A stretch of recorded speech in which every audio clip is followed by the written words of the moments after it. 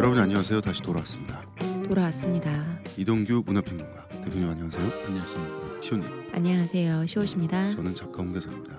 이번 주에 저희가 준비해온 주제는 귀향이에요. 영화 귀향. 영화 귀향이죠. 네. 원래는 이 주제를 가지고 우리가 좀 더 일찍 얘기를 하고 싶으셨는데 하고 싶으셨?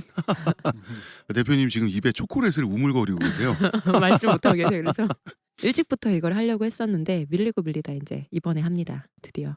귀향은 어떤 영화인가? 그냥 쭉 나열만 하면 위안부 소녀 이야기죠. 네. 1943년 15살의 나이에 끌려간 강일출 할머니의 실화를 바탕으로 했죠. 그리고 350만 명에서 400만 명 사이의 관객이 봤어요. 엄청 많이 봤네요. 상업적으로 대단한 성공을 거뒀죠. 네. 예. 스토리를 그냥 간략히 얘기를 하자면 위안부로 끌려간 두 소녀 중 하나는 죽고 하나는 살아 돌아오죠. 죽은 소녀의 혼이 몇십 년의 세월을 거쳐서 결국 돌아온다는 내용이에요. 네. 이게 기본 개요인데 왜 우리가 이거를 지금 지지고 볶으려고 하냐면 먼저 조정래 감독은 누구인가? 이 얘기를 좀 먼저 해야 될 귀향 것 같아요. 찍으신 감독님. 예. 네. 귀향을 찍으신 감독님이죠. 대표님, 네. 이 감독은 어떤 분인가요? 이 감독님은 이제 이 귀향이 세 번째 연출작이에요. 데뷔작은 이제 둘의 소리라고 그 국악 합창단을 이제 소재로 한 영화를 하나 만드셨고, 예. 그럼 두 번째가 이제 그 유명한 요거 이제 야구를 모르시는 분과 아시는 분의 좀 차이가 이 영화에 대한 호불호라든가 그 유명세가 좀 다른데, 네. 그리고 한화 팬인 음, 한화 이글스 팬인 저 같은 사람에게는 네. 아주 뜨거운 애증의 영화죠. 아, 어떤 그래요? 영화죠? 어쨌든 김성근 감독님이 이제 고향 원더스 계실 때 다룬 이제 다큐인데 음. 파울볼이라고.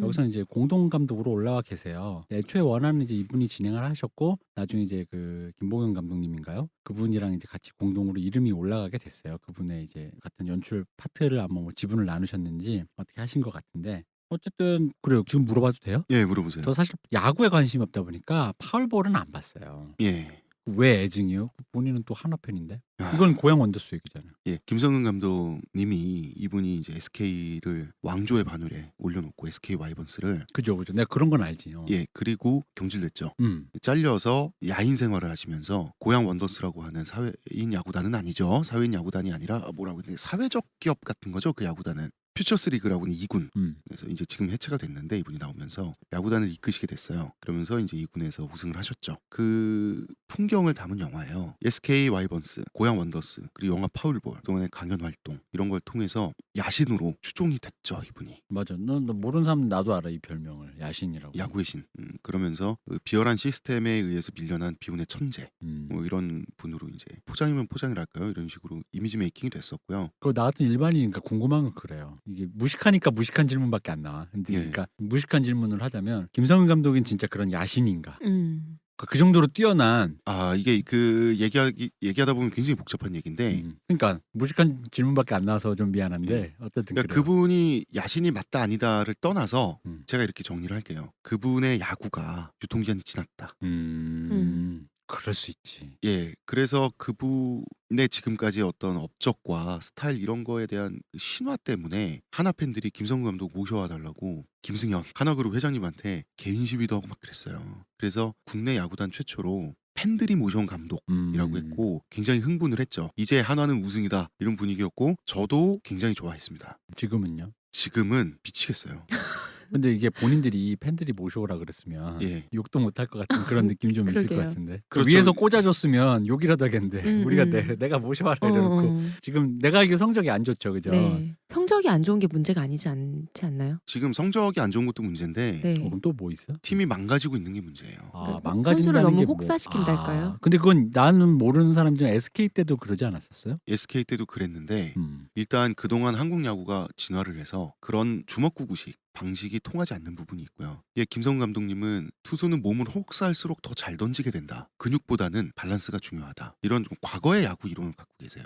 그래서 고생을 하면 할수록 심신이 단련이 돼서 더 강해진다라는 사고방식. 되게 옛날식이네요, 예. 진짜. 그게 뭐 진짜예요? 맞는 거야? 아니면 뭐 그렇기도 한 거야? 아니면 그런 케이스가 있는 거야? 아니면 예전에는 그분이 그게 잘못되게 알고 통했다겠죠, 있는 뭐. 거예요? 예전에는 그 방식은 오래됐으나 음. 야신께서 워낙 천재적이기 때문에 음. 다 이거를 승리로 바꿀 수 있는 방법을 알고 계신다였는데 지금 2년째 접어들면서 감독생에 그 드러난 부분은 잘못됐다. 그냥 잘못됐다. 그러면- 유통기한이 지난 것을 고수한 것은 잘못됐고 이것이 이제 윤리적 문제까지 접근이 되면서 이런 거예요. 그래 질 수는 있다. 진짜 그 팀의 미래를 위해서 유망주들 다 팔아버리고 직전감이라서 즉시 전력감 투수들 데려와서 혹사시켜서 망가뜨리고 하는 부분에 대해서 그렇다고 성적이 잘 나오는 것도 아니잖아요. 그럼 제가 궁금한 건 아까 유통기한이 다 됐다고 하셨잖아요. 홍 작가님 생각하시는 김성원 감독님의 유통기한은 언제까지였나요? 모르겠어요. 모르겠는데 제 생각이에요. 네. SK 와이번스를 맡게 되기 전에 이미 끝나시잖아요. 물론 SK 가서 왕조를 세우셨지만 네. 그거는 SK 구단 자체적인 힘이 좀 있었던 걸로 봐요. 저는 예전에 그 인터뷰를 들었었거든요. 그때 고양원대에서 해체할 때 인터뷰를 들었었는데 그 해체하기 직전에 그 2부 리그 중에서는 꽤 잘하는 팀이었지 않아요? 1등 팀이었죠. 예. 문제는 2부 리그의 존재 이유 자체가 흥행을 위해서 존재하는 게 아니잖아요. 2부 리그는 선수들을 육성하고 선수들에게 기회를 주고 2부 리그 시험은 훈련 차원이잖아요. 네, 예. 그런데 어떻게든 1등을 하기 위해서 투수들 몇 명의 팔을 갈아 마셨더라고요. 김성원 감독님이. 다시 선수 생활이 힘든 상태로 만드셨다는 거죠. 예, 그리고 데럴 마데이라고 용병을 엄청나게 쥐어짜 냈어요. 2군에 용병이 있었다니까요. 2군에. 예. 어떻게 보면 좀 반칙 아니에요? 그거? 반칙이죠. 반칙인데 그 선수한테도 반칙이었어요. 그 데럴 마데이 선수가 김성원 감독님이 시키면 시키는 대로 그 말도 안 되는 투수 혹사를 감내했단 말이에요. 네. 왜 그랬겠어요? 앞으로 계속 한국에서 뛰고 싶어서 그런 거잖아요. 1군에 올라오고 싶어서 예. 재계약하고 싶어서 그 김성원 감독님이 좋은 자리 갔을 때 데려가주겠지. 불러줄 줄 알고 그래서 그랬을 거 아니에요. 쓰고 버렸단 말이에요. 지금 어디서 뭐 하는지도 몰라요, 이 선수. 다시 야구하기도 힘드실 건데. 예. 그러면은 안 봐서 그런데 이제 영화 얘기로 잠깐 돌아가면 파울볼이 어떤 이 김성근 감독님과 고양 원더스를 다루는 시선 자체가 어떻게 되어 있나요? 너그럽고 천재적인 야신이 덕장의 뭐 예, 어떤 그런 야신이 불쌍한 백성들 그 2군 선수들한테 기회를 주고 희망을 주고 동기 부여를 해주는 그게 영웅신화 플러스로 돼 있어요. 거기에 이제 김성근 감독에게 불리한 사실들은 다 빠져서 편집이 된 영화예요. 그렇군요. 그 외국인 투수 얘기는 나오지도 않아요. 아 그래요? 예, 근데 그런 영화가 파울볼이에요. 지금 그 여기서 중요한 건 우리 영화 얘기하는 거니까. 그러니까 네. 예, 이 파울볼을 감독을 하신 분이고요. 조정래 감독님이. 그런데 중간에 감독이 바뀐 거예요. 이거 어떻게 된 거예요? 그거는 그러니까 뭐 안에- 이건 이제 공동 감독으로 이제 올라가 있는데 이제 제가 듣기로는 이건 이제 몰라요. 100% 확인된 건 아니에요. 예, 양쪽의 얘기를 다 들은 게 이제 제가 듣기로는 그 김보경 감독이 그 카메라 여러 대일 거 아니에요. 선수들이나 이런 사람 찍는 거 네. 예. 전담을 찍는데 제가 그분이 든 카메라가 김성근 감독 전담이었던 걸로 알고 있어요. 근데 김성근 감독님이 한국말도 어눌하고 디테일하게 뭐 자상하게 설명해 주는 사람도 아니고 하니까 뭐 이렇게 카메라가 허락은 했지만 카메라 앞에서 막 깔짝깔짝대면 싫은 거야. 쫓아다니는 것도 싫고. 그렇다고 네. 내가 뭐 재밌어 연예병 걸려가지고 뭐 네. 미주하고자 떠드는 스타일도 아니고. 근데 이제 김보경 감독님이 뭐 이런 말은 좀 옳지 않을 수 있는데 여자분이고 되게 좀 이렇게 부드럽게 접근도 하고 남자분과 다르게 네. 그러다 보니까 김성근 감독님이 이 김보경 감독님이 인터뷰할 때는 좀 말을 좀 많이 해주신 것 잘 같아요. 해주셨군요, 그때는. 그래서 이분이 획득한 데이터도 좀 많고 또 음. 후반 작업 때 제가 알기로 이 조정래 감독님이 귀향을 하기 위해서 조금 이제 바빴던 것 같아요. 그래서 마지막에 이제 편집도 영화적인 어떤 방향성이라든가 이런 거에서 예. 김보경 감독님이 자기의 이제 그런 의견이나 이런 걸 피력한 부분도 많고 좀 이끌어가신 부분도 있고 해서 공동 감독이 된 걸로 알고 있어요. 그러니까 어떻게 보면 되게 합리적인 거죠. 알겠습니다. 이 영화는 전 국민을 대상으로 클라우드 펀딩을 했어요. 네, 맞아요. 예, 제작비의 대부분을 충당을 했죠. 무려 7만 5천 명, 제작비의 50% 이상이 되는 12억 원 정도를 지원을 했어요. 그리고 손숙 배우님께서 출연료 없이 출연하셨고요. 스태프도 거의 전부가 재능 기부인 것으로 밝혀졌어요. 이게 어느 정도냐면 일본군으로 나온 제일교포들 배우 있죠. 그분들 예. 제일 교포였어요. 제일교포예요. 이분들은 출연료를 안 받았어요. 음. 뿐만 아니라 항공료, 숙박비 다 자비로 해결했어요. 오. 좋은 일 한다고 생각하고 네, 싶은데. 예, 그것도 모자라서 허드렛 일까지 도맡아 있어요. 뭐 치워야 되고 뭐 예, 하면은 그 촬영장 손 내에서 모자라면 예, 나, 그 손이 엄청 나 많이 촬영 없을 들잖아요. 때는 내가 뭐 해주고 이런 식으로. 예, 그 이 사람들 전문 배우가 아니라 일반 생활인들이에요. 그 중에 이제 배우들도 있어요. 극단, 일본 극단에. 아, 예, 그것도 아. 있는데 또 이제 그 식당을 하신다든지 그쵸. 회사를 아. 다니는 이런 분들이 있는데 이분들 말이에요. 이분들은 출연 사실을 일본 현지에서 이 생활 터전이 일본이잖아요. 네. 휴시하면서 하는 거예요. 피해 올까봐. 거기 보면은 위안소를 관리하시는 김원호 입은 여성분 한 예, 분 계시죠. 예. 그분이 이제 그 노리코라는 역을 하신 분인데 네. 그분이 이제 김민수 씨라고 제일교포 그 달오름이라는 오사카에 있는 극단 대표예요. 거기 보면 왜 주인공 정민으로 나오는 여자 있잖아요. 네. 주인공 여자. 네네네. 그게 엄마예요.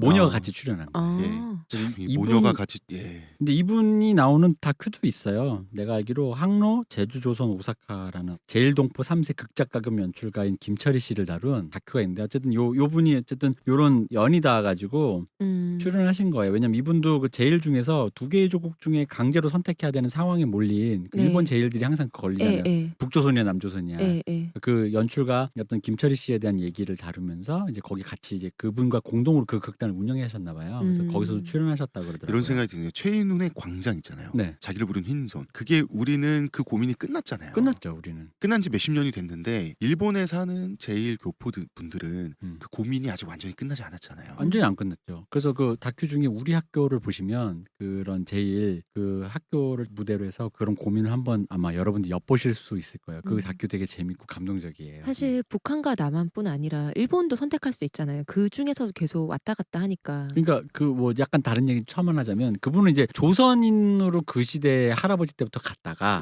그 상태로 남았는데 나는 딴 데 와서 조선인으로 살고 있는데 갑자기 저 나라가 오늘부터 여기는 사우스코리아 노스코리아 해버리니까 네. 당황스러운 거지. 나보고 갑자기 그랬더니 선택가 나는 조선인이라고. 한반도에 사는 조선인인데 그런데 6.25 전쟁 거치면서 남북한은 철천지 원수가 돼 있고 그러니까 함께 살면 또 모르겠는데 원수잖아. 그럼 이게 뭐냐면 선택을 한다라는 건 단순히 그럼 나 전라도 사람 할래 이런 게 아니라 어떤 이게 그, 벨기에나 네덜란드 정도 사이가 아니잖아요. 그렇죠. 그러니까 철천지 원수인데 그거는 진짜 어떤 자기의 어떤 뭐 정체성에 대한 얘기거든. 그래서 그분들이 아직도 조선인이라고 말씀하시는 분들이 많고 국적을 이게 안 하시고 그래서 그 조선 그 제1학교는 왜 그 옛날 박치기 영화에 나오듯이 한복을 입고 다니고 그런 걸 유지하시는 분들이 많은 거죠. 이런 배경을 가진 분들이 영화에 출연을 해준 거죠. 그렇죠. 그 네. 좋은 뜻을 가지고 아주 좋은 뜻을 그런 가지고. 영화를 찍는구나라고 네, 생각을 네. 하시고. 그리고 PD인 임성철 씨라고 있어요. 프로듀스 하신. 그 프로듀스만 한 게 아니라 배우로도 출연하셨고 이분은 네. 제작비를 얻고 다니느라 스트레스를 엄청 많이 받았대요. 거기 일본군 중에 약간 두꺼비 같이 생기신 분. 기억 안 나요. 아, 그래요? 있어요, 네. 있어요. 얼굴 보면 알겠죠. 이분이 이제 종양 제거 수술을 받았고 거의 죽을 뻔했다고. 이거 그래서 하시면서 몸이 힘들어져 갖고. 예. 그래가지고 이 조정래 감독님도 이분의 목숨값으로 만들어진 영화다. 자기의 뭐지 귀향에 대해서 이렇게 네. 표현을 했고요. 위안부역 맡은 소녀들 지금 맨날 강 간다고 옷 벗겨지고 이런 거 엄청 찍었단 말이에요. 미성년자죠. 예. 그러니까 촬영 중에 의사에게 심리치료 상담을 받아가면서 그 연기를 했을 정도였다고 하더라고요. 그 강하나 양이 미성년자예요. 한 명만 노리코 그 정민 역할의 그 네네. 분만. 그런데 법적으로 미성년자가 아니더라도 그 트라우마가 생길 수 있는 촬영 지금 그 영화 내용이잖아요. 네. 그래요, 맞아. 옛날에 그 저기 성인 연기를 처음 선택했을 때 조디 포스터가 이 강간씬이 나오는 영화를 찍은 적이 있어요. 이제 술집에서 술을 먹다가 남자한테 강간을 당하면서 그 미국식 바 있잖아요. 네. 핀볼 기계 던져줘가지고 핀볼 기계 그거 위에서 아시는구나 그 예. 영화. 그거 하고 조디 포스터가 굉장히 오랫동안 트라우마에 심리치료를 받았거든요. 처음으로 겪어서. 조디 포스터가 당한 것과는 비교도 안 되는 하드코어한 그렇죠. 네. 촬영을 했고요. 소녀들의 정신적, 육체적 고통까지도 아낌없이 활용할 수 있었던 조건이에요. 그러니까 조정래 감독이 도움을 받은 게 지금 7만 5천 명의 그 사람들의 국민들이 예. 썼던 12억 원 이상의 그 제작 지원비, 손숙 배우 이런 분들 다 영원으로 출연하고요. 뭐 사람들의 배우 스텝 뭐 배우 다들 스텝 분들에게 정말 아낌없는 지원을 받았는데 이 지원이 여기서 끝나는 게 아니에요. 극장 밖에서도 지원을 받았잖아요. 네 맞아요. 예, 개봉 봐도- 후에도 봐도 되는 영화인가 혹은 볼만한 영화인가가 아니라 보아야 하는 영화가 아닌가? 이게 귀향에 대한 장점이었단 말이에요. 대한민국 사람이면 귀향 봅시다. 청취적 의무를 가지고 봐야만 하는 영화로 실제로 포장이 됐고요. 그리고 제가 이런 기사 제목을 발견했어요. 뉴시스에서 나온 기사인데 기적과 감사의 영화 귀향 상영관 확보 이상 없어야 한다.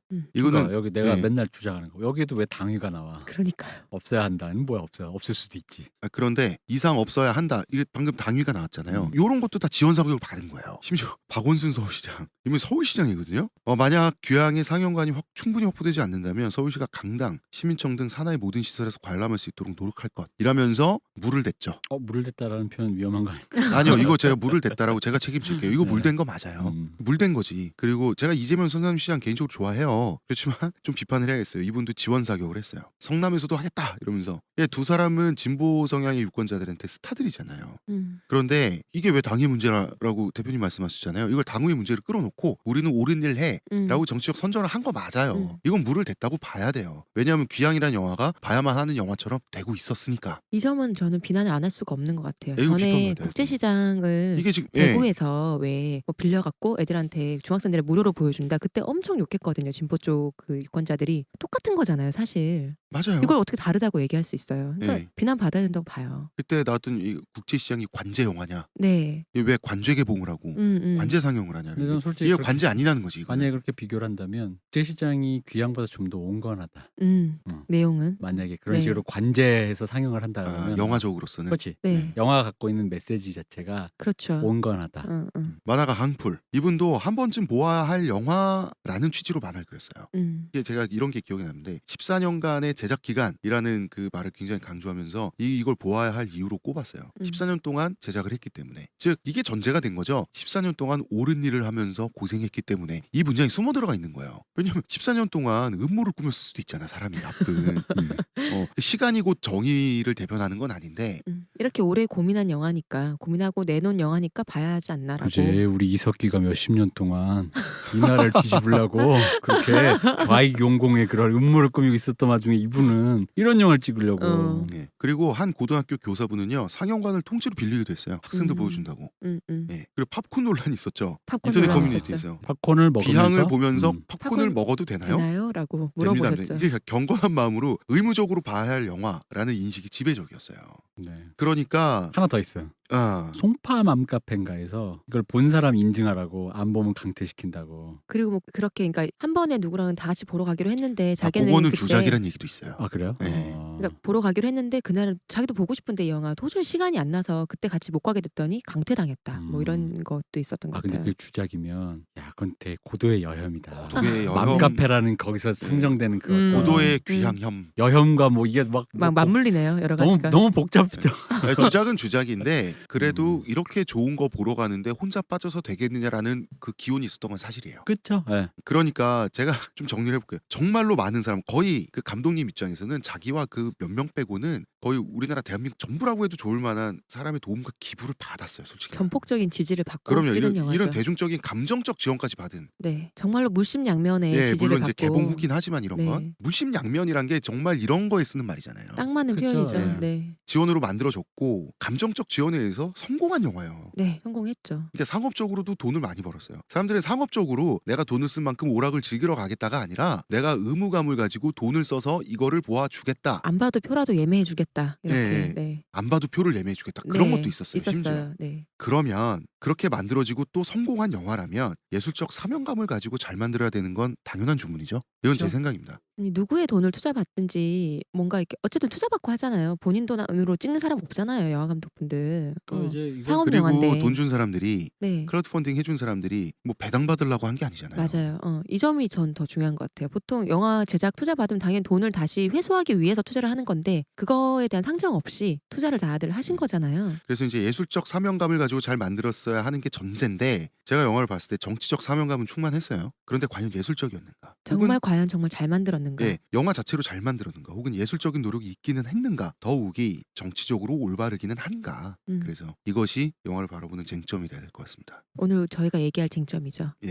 네. 저는 이제 어디서 이런 말을 들었어요. 영화를 봤는데 네. 영화의 만듦새를 이제 뭐 갖고 이제 뭐 평가를 하시는 분들인데 이게 그런 걸 말하는 것 자체가 불경스러웠다. 감히.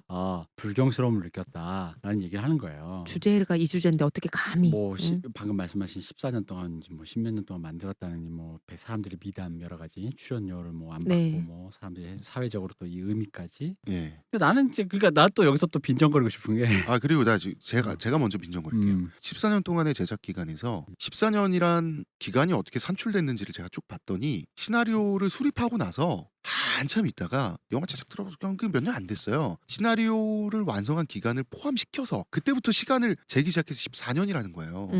그러니까 이 14년이라고 하는 거는 의도적으로 최대치로 늘린 시간이에요.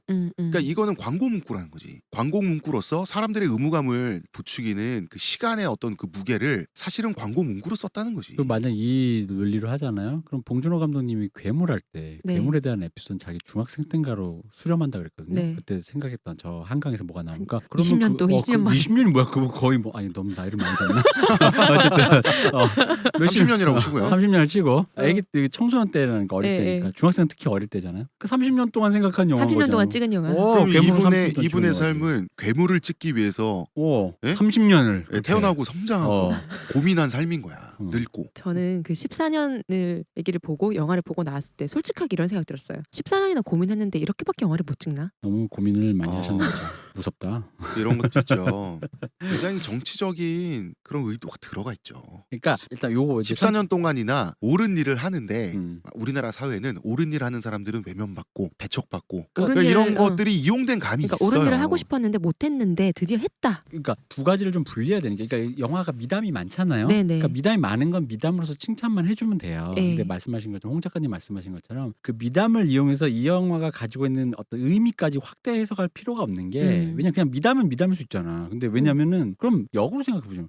기존의 상업 영화는 마치 돈에 환장한 애들이 그러니까 입금만 하면 안 찍어. 정감도 미담도 없는 거야 현장이. 입금만 안 찍어. 당장 지금 뭐 돈 안 들어오셨네? 그럼 나 뭐 오늘 안 하는 거지. 그러면서 강동원 막 돈에 미친 강동원과 황정민이 돈에 미쳐가지고 천만 영화에 해서 검사 외전이라는 영화를 찍으면서 다 여기 스태프가 촬영 다 돈에 미친 애들이야. 1원이라도 수틀리면은 절대 영화 안 찍는 애들이 미쳐가지고 그걸 아니잖아. 보는 관객들도 관객들도 미친 애들이 만든 미친 영화를 미치도록 보는 거야. 그래서 미쳐서 천만 만든 뭐 그런 서사가 수립돼요. 근데 그건 아니거든. 그러니까 뭐냐면 미담인 건 좋아 알겠어. 그러니까 미담으로 얘기해 주면 되는데 이 미담이 이 영화라는 텍스트를 포장하는 그러니까 이 영화의 수사, 이 영화 그래서 좋은 영화다라는 이런 식으로 논리 구조로 점프해 버리면 안 네. 된다라는 거죠. 네네. 그러니까 그런 논리적 점프에 의해서 이 영화를 비판하고 영화 예술성을 의심하는 것 자체가 불경하다라는 그런 말씀을 들으셨다면서요. 그럼요. 우리 예. 너무 불경스럽다.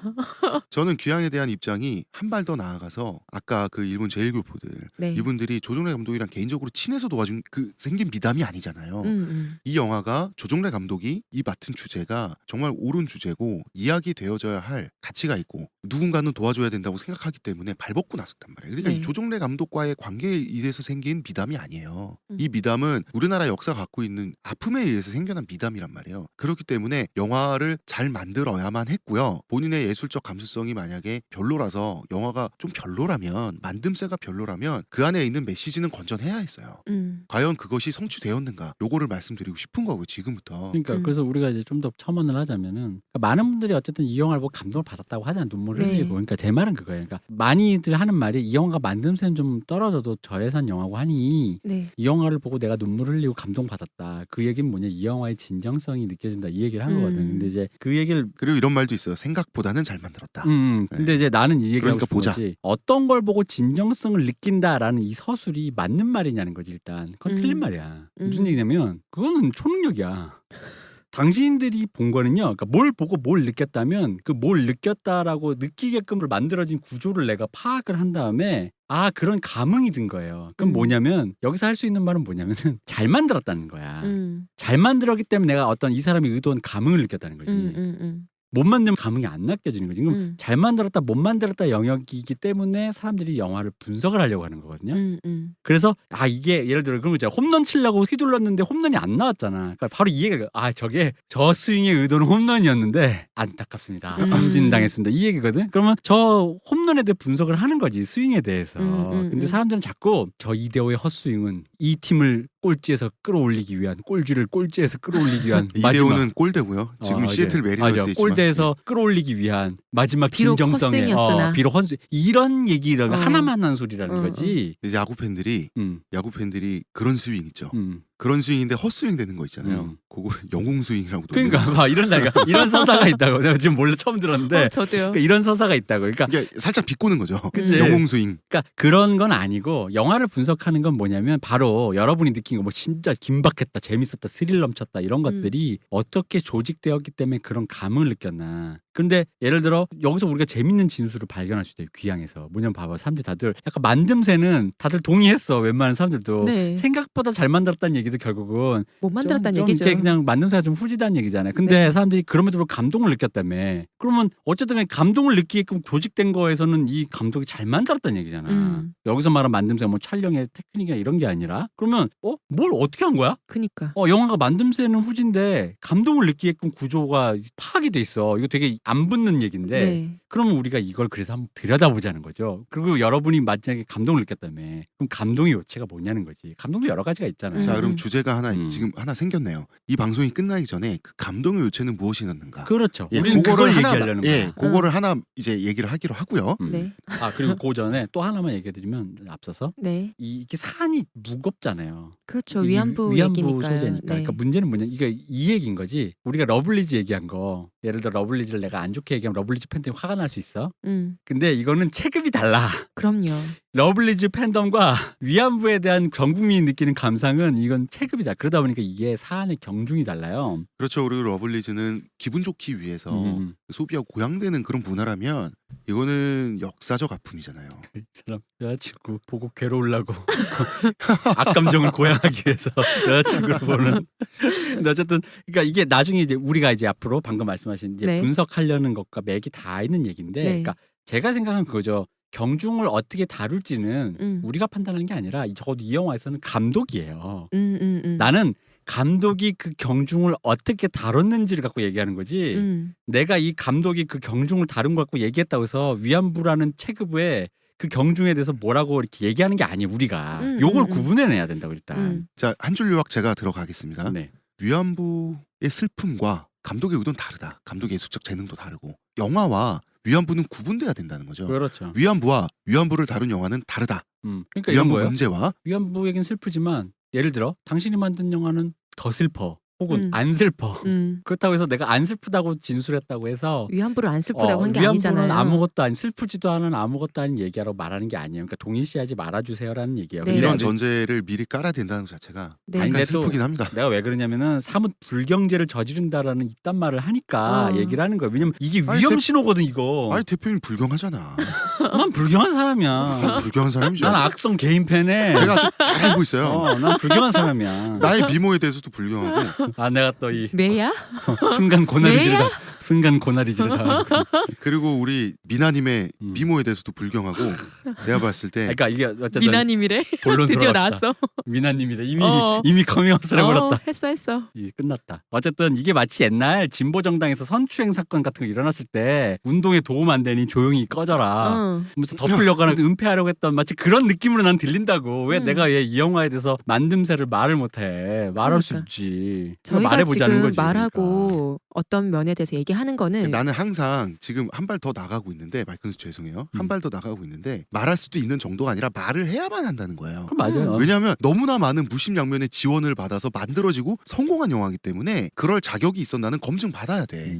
자, 시호님. 뭐 역사적 사실 이미 있는 사실에 대해서 저희가 그거에 대해서 폄하하겠다거나 우리가 그걸 갖고 얘기하겠다는 게 아니에요. 이걸 다룬 그 영화에 대해서 얘기하겠다고. 그 감독님이 어떤 시선이었는지, 감독님이 어떻게 찍으셨는데 이건 좀 별로였다. 좀 그걸 얘기하고 싶은 거니까 좀 분리해서 생각해달라. 네. 그 얘기죠. 그럼 이제 약간 제가 그 얘기를 좀 해볼게요. 약간 그 내부적으로 들어가기 전에 네. 일단 네. 만듦새만 조금 얘기를 해볼게요. 네. 일단 이 영화가 재밌는 게 일단 아까 말한 헛스윙을 얘기해볼게. 자, 요거 만듦새 얘기죠. 요거는 영화 기술적인 기술적인 측면. 거. 예. 일단 첫째는 그러니까 영화를 만들 때 이런 게 있어요. 씬이 있어요. 씬이라고 하는 건 무엇이냐면 장면. 장면이죠. 그러니까 네. 어떤 그 정서적으로 하나의 덩어리. 예를 들어 뭐 야단 맞는 장면이다. 네. 그래서 이제 누가 뭐 야단 맞는다, 끌려간다 이런 식으로 해서 그 전체적인 어떤 주로 공간 단위로 끊는데 정서적인 연결인 거예요. 열차 추격 씬이라 그러잖아요. 그 10분이 되든 20분이 되든 어떤 그 하나의 덩어리를 얘기하는데 이 씬들에서 항상 씬은 항상 다음 씬과 연결이 돼야 되니까 씬의 탑과 엔드가 중요해요.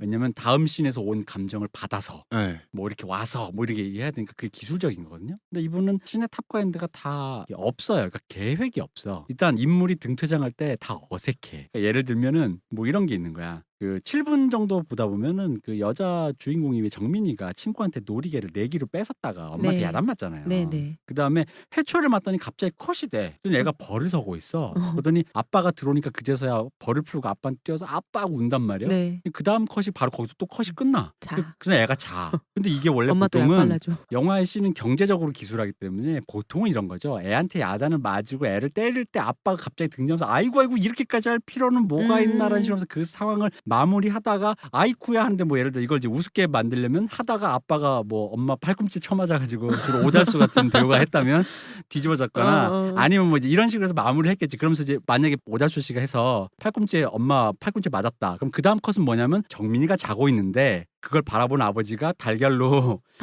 자기 멍든 눈을 만들면서 그럴 것까지 뭐 있어 이런 식으로 어떤 예. 신의 정서들을 연결시켜놔. 자연스럽게 연결돼야 되는데. 정서들을 연결시키는데 이게 다 심지어 두 장면으로 할 수도 있잖아요. 그죠. 근데 이거를 다 분절해놨잖아. 야단 맞는 거 따로, 아빠한테 굳이 따로 가서 또 이렇게 따로 찍고. 그러니까 이런 식으로 모든 씬이 그래요. 그 등태장도 어색한 게 뭐 그런 거 있잖아요. 여기 뒤에 그 은경이 무녀로 나오는 네. 애가 은경인데 네. 그 은경 배역이 뭐 이렇게 그 무녀네 집에 가서 이렇게 안아주는 장면이 있다고. 다른 네. 무녀 이렇게 연습생 네, 연습생이라고 해야 되나? 그래서 무녀 지망생. 그런 것도 무녀 지망생. 이분이 지금 걸그룹 매니아다 보니까 무녀 지망생 연습생 프로듀스 무속인.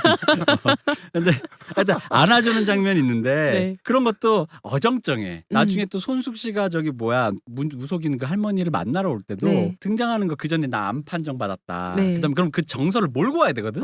암이에요? 라고 한 다음에 그다음에 물건데 그런 거 없어. 그냥 등장해. 끊겨 그냥 계속. 그냥 뚝뚝 끊기는 거야 항상 정서가. 이런 거예요. A와 B가 만나서 어떤 얘기를 한다. 이 장면이 필요하다 이거예요. 그러면은 장면이 바뀌고 보통 이런 식이잖아요. 그 두 사람이 만나고 있는 건물 밖에 풍경이 짹짹짹짹 새가 짖는다든지 혹은 바람이 분다든지 연결시키기 위해서 장치가 그러고 나서 있는데. 실내로 딱 들어간단 말이야. 예, 실내로 예. 딱 들어가면 이미 두 사람이 마주보고 앉아 있어.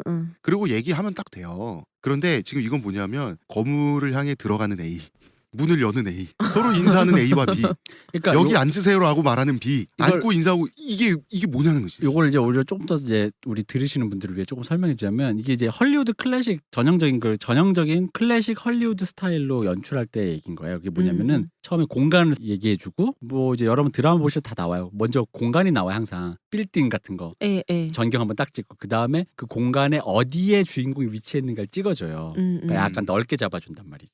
그 다음에 이제 공간이 나왔고 그들의 로비가 나왔다가 로비가 나왔다가 이제 그들의 위치 사무실로 들어간다든가. 사무실 들어가는 사무실인데 네. 어디 앉아 있는가도 예, 보여준다는 거지. 그 다음에 그 사무실에서 그 둘이 그자에서 이제 그들의 대화, 그들이 네. 무슨 목적으로 무언가를 꾸미고 있는가를 김치를 보여주는 꺼내서 거예요. 싸대기를 치는. 그렇죠. 그런 건데 이제 오렌지 물론 주스를 뱉거나 이게 이제 전형적인 헐리우드 클래식 스토리인데 물론 현대 영화에서는 그걸 건너뛸 때도 있어요. 근데 그 건너뛰는 건 이제 관객이 그 정도는 이제 인지 안 해도 음. 받아들여지는 지점이 예, 있는 거지. 예. 그렇다 해도 그 원칙하에서 삭제하고 빼고 맥락을 삭제하는 거지 이 원칙은 변하지가 않아요. 네. 근데 이분은 이런 류의 원칙을 이 원칙을 왜 지키느냐? 뭐냐면 영화를 보는데 우리가 저기가 익숙한 공간이 모르겠는데 밑도 끝도 없이 뭐 저기가 어디야 궁이야 뭐야 저 뭐 그러니까. 법원이야 어디야 모르잖아. 그러니까 그거를 네. 관객에게 지금 이런 일이 벌어지고 있습니다라는 걸 육하 원칙에 의해 설명해주기 위한 방식인 거란 말이지. 암시를 좀 줘야지 다음 이제 생각을 근데 그 하니까. 육하 원칙이 하려면 앞말 있고 뒷말 있을 거 아니야. 예를 들어 홍 작가는 머리가 빠졌습니다. 근데 그럼 뒷말에 그래서 너무 억울했습니다. 그 다음에 말 이 대표를 그래서 때렸습니다인데 그럼 이게 연결이 되려면 홍 작가의 감정을 연결시켜야 될 거 아니에요. 네, 근데 네. 이게 연결이 안 되고 그냥 예를 들어 컷이 이렇게 붙었다고 생각해 보세요. 빠진 머리를 보는 홍 작가. 그 다음 컷이 갑자기 나를 때려. 그럼 이거는 맥락이 없잖아. 뭐가.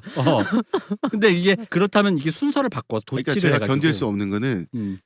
지극히 경제적이지 않으면서도 맥락이 없다는 거예요. 그렇죠. 그러니까 이게 못 견디겠어요. 이게 영화가 맥락 없이 이게 이어붙였다. 그러니까 스토리의 설명만을 위해 붙여져 있다 보니까 굉장히 초보적인 수준의 어떤 이걸 이제 연출자가 샤플랜이라 그러거든요. 그러니까 이 컷 다음에 이 컷을 찍어서 이렇게 붙인다. 예, 이걸 예. 데쿠빠주라고 하는데 예. 연출자 감독의 데쿠빠주가 상당히 초보적인 수준이다. 음.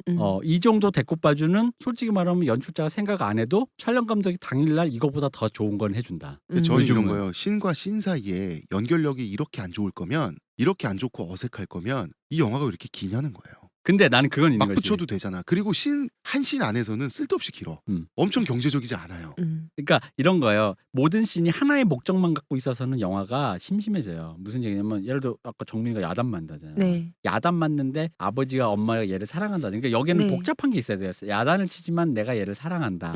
하지만 얘가 또 이렇게 그렇게 좀 어떤 이런 성격이다. 그리고 성격도 보여주고 아빠 엄마의 성격, 사랑과 관계 이런 거 다 네. 보여줬는데 이건 그냥 야단. 그러니까 사랑. 모든 것이 하나야. 야단, 사랑, 성격, 짜침, 뭐 이렇게 못됨, 나쁜 놈 뭐 이런 식으로 하나의 그것만 갖고 있다는 한 거지. 시즌에 하나의 그거밖에 없는 거죠. 근데 예를 들어 좋은 영화 여러분 그러니까 멀리 갈 필요 없어. 살인의 추억 같은 거 한번 생각해 보세요. 그러니까 이거 미장센이 없다라고 말할 수 있는 거 아니에요? 그러니까 미장센은 이제 어떤 그렇죠. 그러니까 의도 자체가 좀 이렇게 초보적이다. 예를 들어 살인의 추억에서 여고생이 마지막에 이제 살해당할 때 네. 그 앞장면에 보면은 여고생이랑 마주치는 장면이 있어요. 이게 네. 뭐냐면 일반인 여성으로 잠복하는 여형사가 비가 오니까 숨어 있는데 네. 여고생들도 뛰어가다가 여기서 글짓대 있어야지 하면서 거기서 형사들끼리 있단 말이야. 네. 네. 그래서 거기서 그 여학생을 만나게 된다는 거지. 근데 거기서 오는 정서가 단순히 약간의 개그, 그 여학생과 만나게 하려는 조우의 목적, 그리고 그 여학생과 이 여형사와 형사들 사이에서 이런 관계들과 이런 것들이 복합적인 목적들이 여러 개가 그 씬 하나에 다 들어있는 거야. 근데 여기는 이분의 스타일로 그걸 만약에 그 씬을 해체하면 이런 거야. 만남. 엄청 길어진다는 거지. 길어지는 거야. 왜냐면 하나씩 푸니까. 만남, 여형사, 목격, 잠복, 나 쟤 알아, 고등학생 이런 식으로 다 풀어버리는 거예요. 근데 그걸 압축하는 게 바로 연출력이거든요. 예, 그러니까 다른 감독들이 1분에 끝낼 얘기를 10분, 15분에 해요. 맞아요. 그러니까 뭐 예를 들어서 나 암 걸렸어라고 말했을 때 주는 정보란 건 저 화자가 암에 걸렸구나. 정말 요거밖에 없어요. 그죠. 그리고 아까 얘기했듯이 그걸 그렇다면 그 다음에 감정을 받아야 되잖아요. 네. 그러니까 예를 들어서 그 말을 듣는 사람이 나 암 걸렸어라고 말하면서 그 말을 듣는 사람의 표정 변화라든지 그걸 이제 배우들이 연기를 잘하면 두 사람 관계는 이 정도 관계였고 관객들한테 그 시그널 주잖아요. 저 사람은 지금 슬픈 척하고 있는 거야. 슬픈 척하고 있으면서 사실 속으로는 좋은 것도 같아. 왜 그럴까? 이런 긴장이랑 갈등이란 게 이게 다양한 정보가 들고 그 공간도 예를 들어서 어떤 뭐 건물 공간이에요. 그러면은 그 공간이 그거보다는 시그널이 많아야 돼요. 그쵸. 그 공간이 어떤 냄새를 풍겨야 돼. 그래서 두 사람 왜 이 공간에 있고 이 공간에서 어떤 일이 벌어지고 이런 게 있어야 되는데 정말 그거는 차를 마시면서 나 암 걸렸어라는 대화를 하기 위한 카페 같은 공간이 불과해. 무슨 그거는 그냥 신뢰에 불과해. 그러니까 너무 그 신뢰야 할 필요가 네. 없어. 이미지가 너무 플랫한 거야. 그냥 농촌이면 농촌인 거고, 네. 이 농촌이란 게 예를 들어 그 조선 후기 사회 식민지 시대에 농지에서 있는 그 사람들 위계라든가 관계라든가 그런 것도 보여줄 수 있잖아. 삶을 보여줄 수도 있잖아요. 그 계급적 차이라든가 네. 이들이 왜 결국 딸을 뺏길 수밖에 없는 이런 그거 건데. 대사 하나 없이 전달 가능하잖아요. 그렇죠. 네. 뭐 얼마나 힘든 삶을 살았다든가 그런 게 식민지 시대에. 그런 게 없고 심지어는 이 아버지로 나오시는 분이 이런 분이 되게 열심히 농사를 하시는 분, 옷도 너무 깨끗하고 네. 이빨도 너무 하얗고 그러니까 그런 디테일. 집도 너무 깨끗해. 그런 것도 걸리는 거야. 근데 뭐 이런 건 좋아. 연출력이 초보적이다. 그건 거기까지 그럴 수 있다고 쳐요. 네. 그 다음 영웅 스윙 이제 얘기해 볼게요. 제가 아까 말한 영웅 스윙. 네. 잘 됐으면 정말 어떤 효과가 나왔을 것 같은 우리 하나의 설정들이 최진행 있어요. 선수가 잘하는 영웅 스윙. 뭐가 있냐면 처음에 이게 있어요. 그 무속인 그 여자애가 주인공이 극중이 은경인데 네. 은경이가 처음에 무속인한테 데려올 때 약간 이렇게 벙하잖아요. 네, 네. 그거 하면서 사연 얘기를 해주잖아. 네. 근데 그걸 굳이 재현을 해준다고. 얘가 왜 강간범한테 강간당하고 심지어 그 강간범을 말려서 아버지가 강간범한테 살해되는 걸 그 자리에서 목격당하잖아요.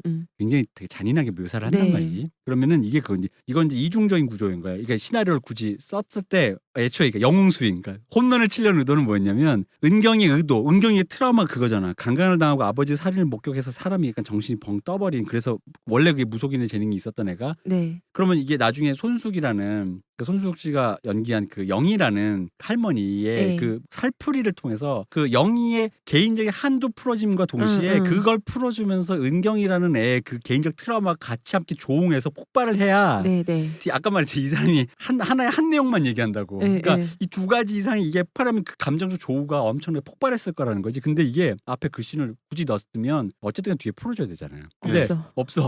없어. 그냥 없어요. 얘는 그랬던 앵걸로 그럼 왜 재현을 해? 그냥 말로 하지.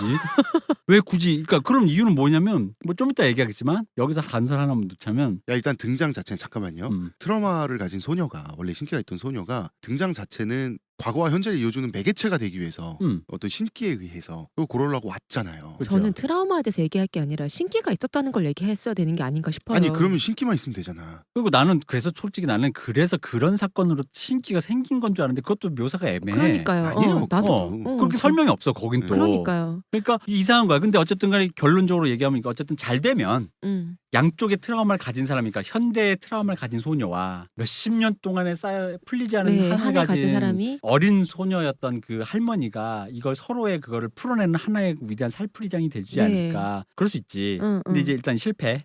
실패. 일단 실패. 요게 이제 그러니까 한 번의 헛스윙. 제가, 네. 제가 제대로 한번 짚을게요. 대표님 방금 실패라고 했잖아요. 이게 뭐냐 하면 하려고 시도했는데 실패가 아니라 시도가 안 됐어. 그러니까 시도 흔적만 조차. 있어. 흔적은 있는데 그러니까 배트는 잡았다니까 휘두르려고. 근데 휘둘렀는지 안 휘둘렀는지는 잘 모르겠지만 어쨌든 당신은 삼진. 배트 잡았다는 것까지는 내가 인정. 아니 배트를 잡았는데 아. 영웅 스윙을 안 하고 음. 뭐라고 해야 돼? 아 이거는 루킹 삼진? 그치. 그러니까 왜냐면 뒤에 뭐라도 그러니까 실패하더라도 이게 뭐가 있어야 되는데 네. 그죠? 실패라기보다 없어. 그러니까요. 넘어갔어. 그러니까 소비해버린 거야 그 씬을. 근데 네. 영화는 전체적인 감정을 조응하기 위한 여러 가지 장치인데 네. 이렇게 써서 버리지 않아요. 그거 하나라도 다 끄집어내가지고 네. 어떻게든 뭐 울든 웃든 뭐 눈물 짜든 뭘 만들려고 노력을 하는데 이걸 버린 거야. 그럼 두 번째 이제 루킹 삼진의 두 번째는 뭐가 있냐면은 루킹은 뭐예요? 아, 쳐다보다가 쳐다보다 삼진 당하는. 휘두르죠. 루킹. 자 청취자 여러분들에게 잠시 저희는 영화의 만듦새, 네. 정치의 의도나 이런 걸 떠나서 영화의 기술적인 만듦새에 대해서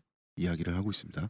왜냐면 손숙 씨가 연기하는 그 할머니의 이름이 네. 처음부터 끝까지 나오질 않아요. 네, 네. 그래서 이게 뭐냐면 이 영화가 의도했던 게 뭐냐면 그 원래 끌려간 과거의 주인공 정민이잖아. 네. 근데 스포일러입니다. 여기서부터 지나가세요. 네. 그러니까 그럼 이제 우리는 처음에는 정민이로 생각한다고. 저도 그렇게 생각했어요. 손숙이. 네. 근데 알지만 영이잖아요. 저는 아니면 그 무당 할머니랑 그 둘이가 그 두 명인 줄 알았어요. 그렇죠. 근데 이제 처음에. 의도는 이건 거지. 끝까지 그걸 숨겼다 마지막 반전. 정민인 줄 알았는데 사실은 정민은 죽고 정민이 대신 총을 맞아줘서 살렸던 영희가 손숙이었다라는 거였지. 그래서 네. 그게 마지막에 그 빙의된 네. 무녀가 어서 가자는 순간에 그 회상으로 확 들어갈 때 거기서 사람들이 소름 끼쳤을 거라고. 그러면서 감동과 소름이 막 동시에 오는 장면이었어. 이게 내 말은 영웅삼진이야? 하려는 의도가 있었을까? 근데 이미 중간에 그거 아니야?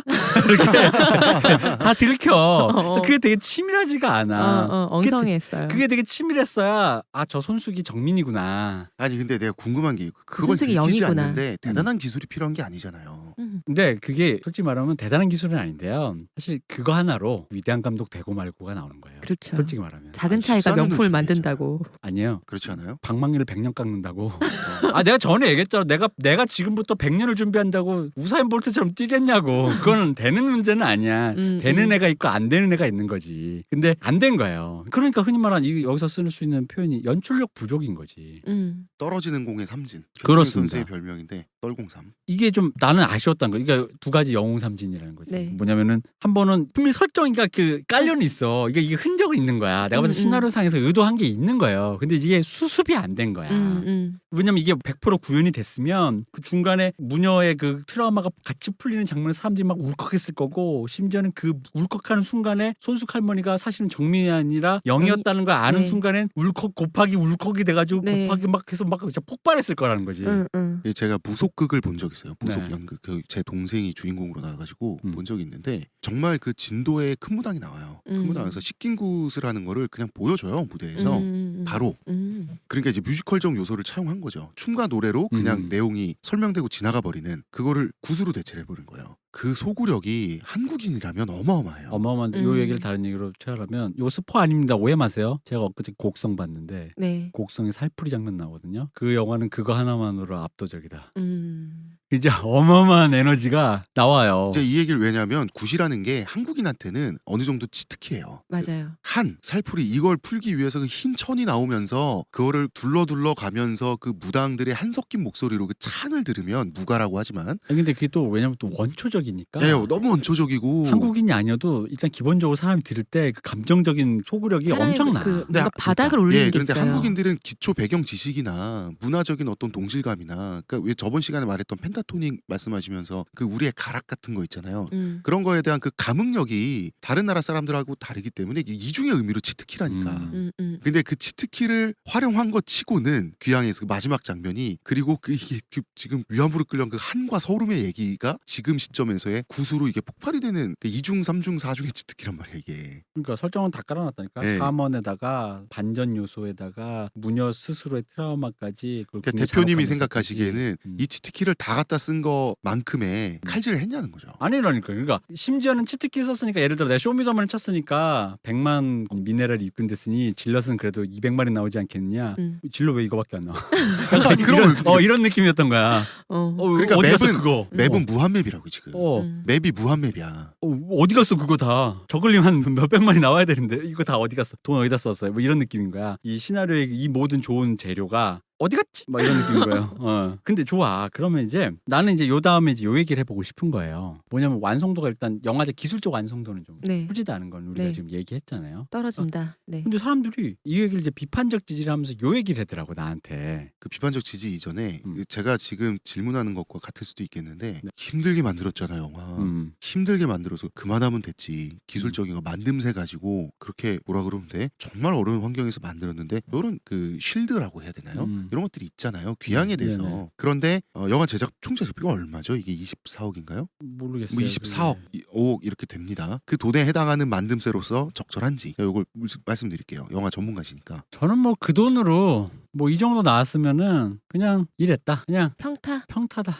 왜냐면 일은 했다. 그죠. 그러니까 더 잘 만들 수는 있는데 그건 아까 연출력과도 관계 있어요. 그리고 그런 것도 있어요. 여러분이 아셔야 되는 게 프로덕션이 돈이 한 방에 빡 꽂혀가지고 이렇게 막 와 신난다 해가지고 짧게 그 돈을 함께 집중력 있게 쓸 수 있으면 좀 더 좋았을 텐데. 머니 테이블이 한 번에 확립되는 게 아니니까. 그렇죠. 이게 좀 찔끔찔끔 들어왔잖아요. 그러니까 또 찍고 또 대기하고 사람들 준비하다 보니까 그런 식으로 누수되는 돈들이 또 있는 거죠. 그건 어쩔 수가 없어요. 왜냐하면 돈이라는 게 이게 영화라는 게 판을 한번 벌리면은 장비와 사람이 그냥 한꺼번에 움직이는 엄청난 대형 예술이다 보니까 이게 집중력 있게 돈을 막 써서 자 오늘부터 한 달 동안 딱 30회차 한 번 나갔는데 회차라 그래요? 30회차 그냥 딱 찍겠습니다 하는 돈과 이게 느슨하게 이게 여건이 안 되다 보니까 그래서 50억 들어서 30회차 찍는 거와 50억은 50억인데 50년 동안 지급된다 생각해보면 뭐 이제 약간 그런 좀 제가 과하게 얘기했지만 약간 그런 차이가 좀 있다. 이게 단순히 규모로만 보기엔 좀 그런데 그렇다라면은 좀 그냥 이 정도 나온 것도 그런 의미에서는 퀄리티 평타다. 차원에서는 평타다라고 저는 알겠습니다. 생각합니다. 아까 네. 말씀하시려던 거는 네, 그러니까 저는 이거예요. 영화 만듦새가 이제 좀 허술하잖아요. 허술하고 구리다 이거지. 네. 그러면은 사람들이 그 영화가 뭘 좀 그렇게 따지냐. 그래도 이거 갖고 전 국민이 네. 위안부 문제를 새로 환기했다. 그러니까 이걸 이제 또 평론가 직함을 붙였으니까 약간 네. 이런 표현을 사회적 의제 설정을 했다라고 음. 사람들이 얘기한 거니까 사람들이 디테일은 모르더라도 전 국민에게 위안부 다시 한번. 문제를 전 국민이 진짜 뭐 굉장히 부흥됐잖아요. 네. 부모이 됐다 이거지. 그런 기능으로서는 영화가 뭐 논문이냐.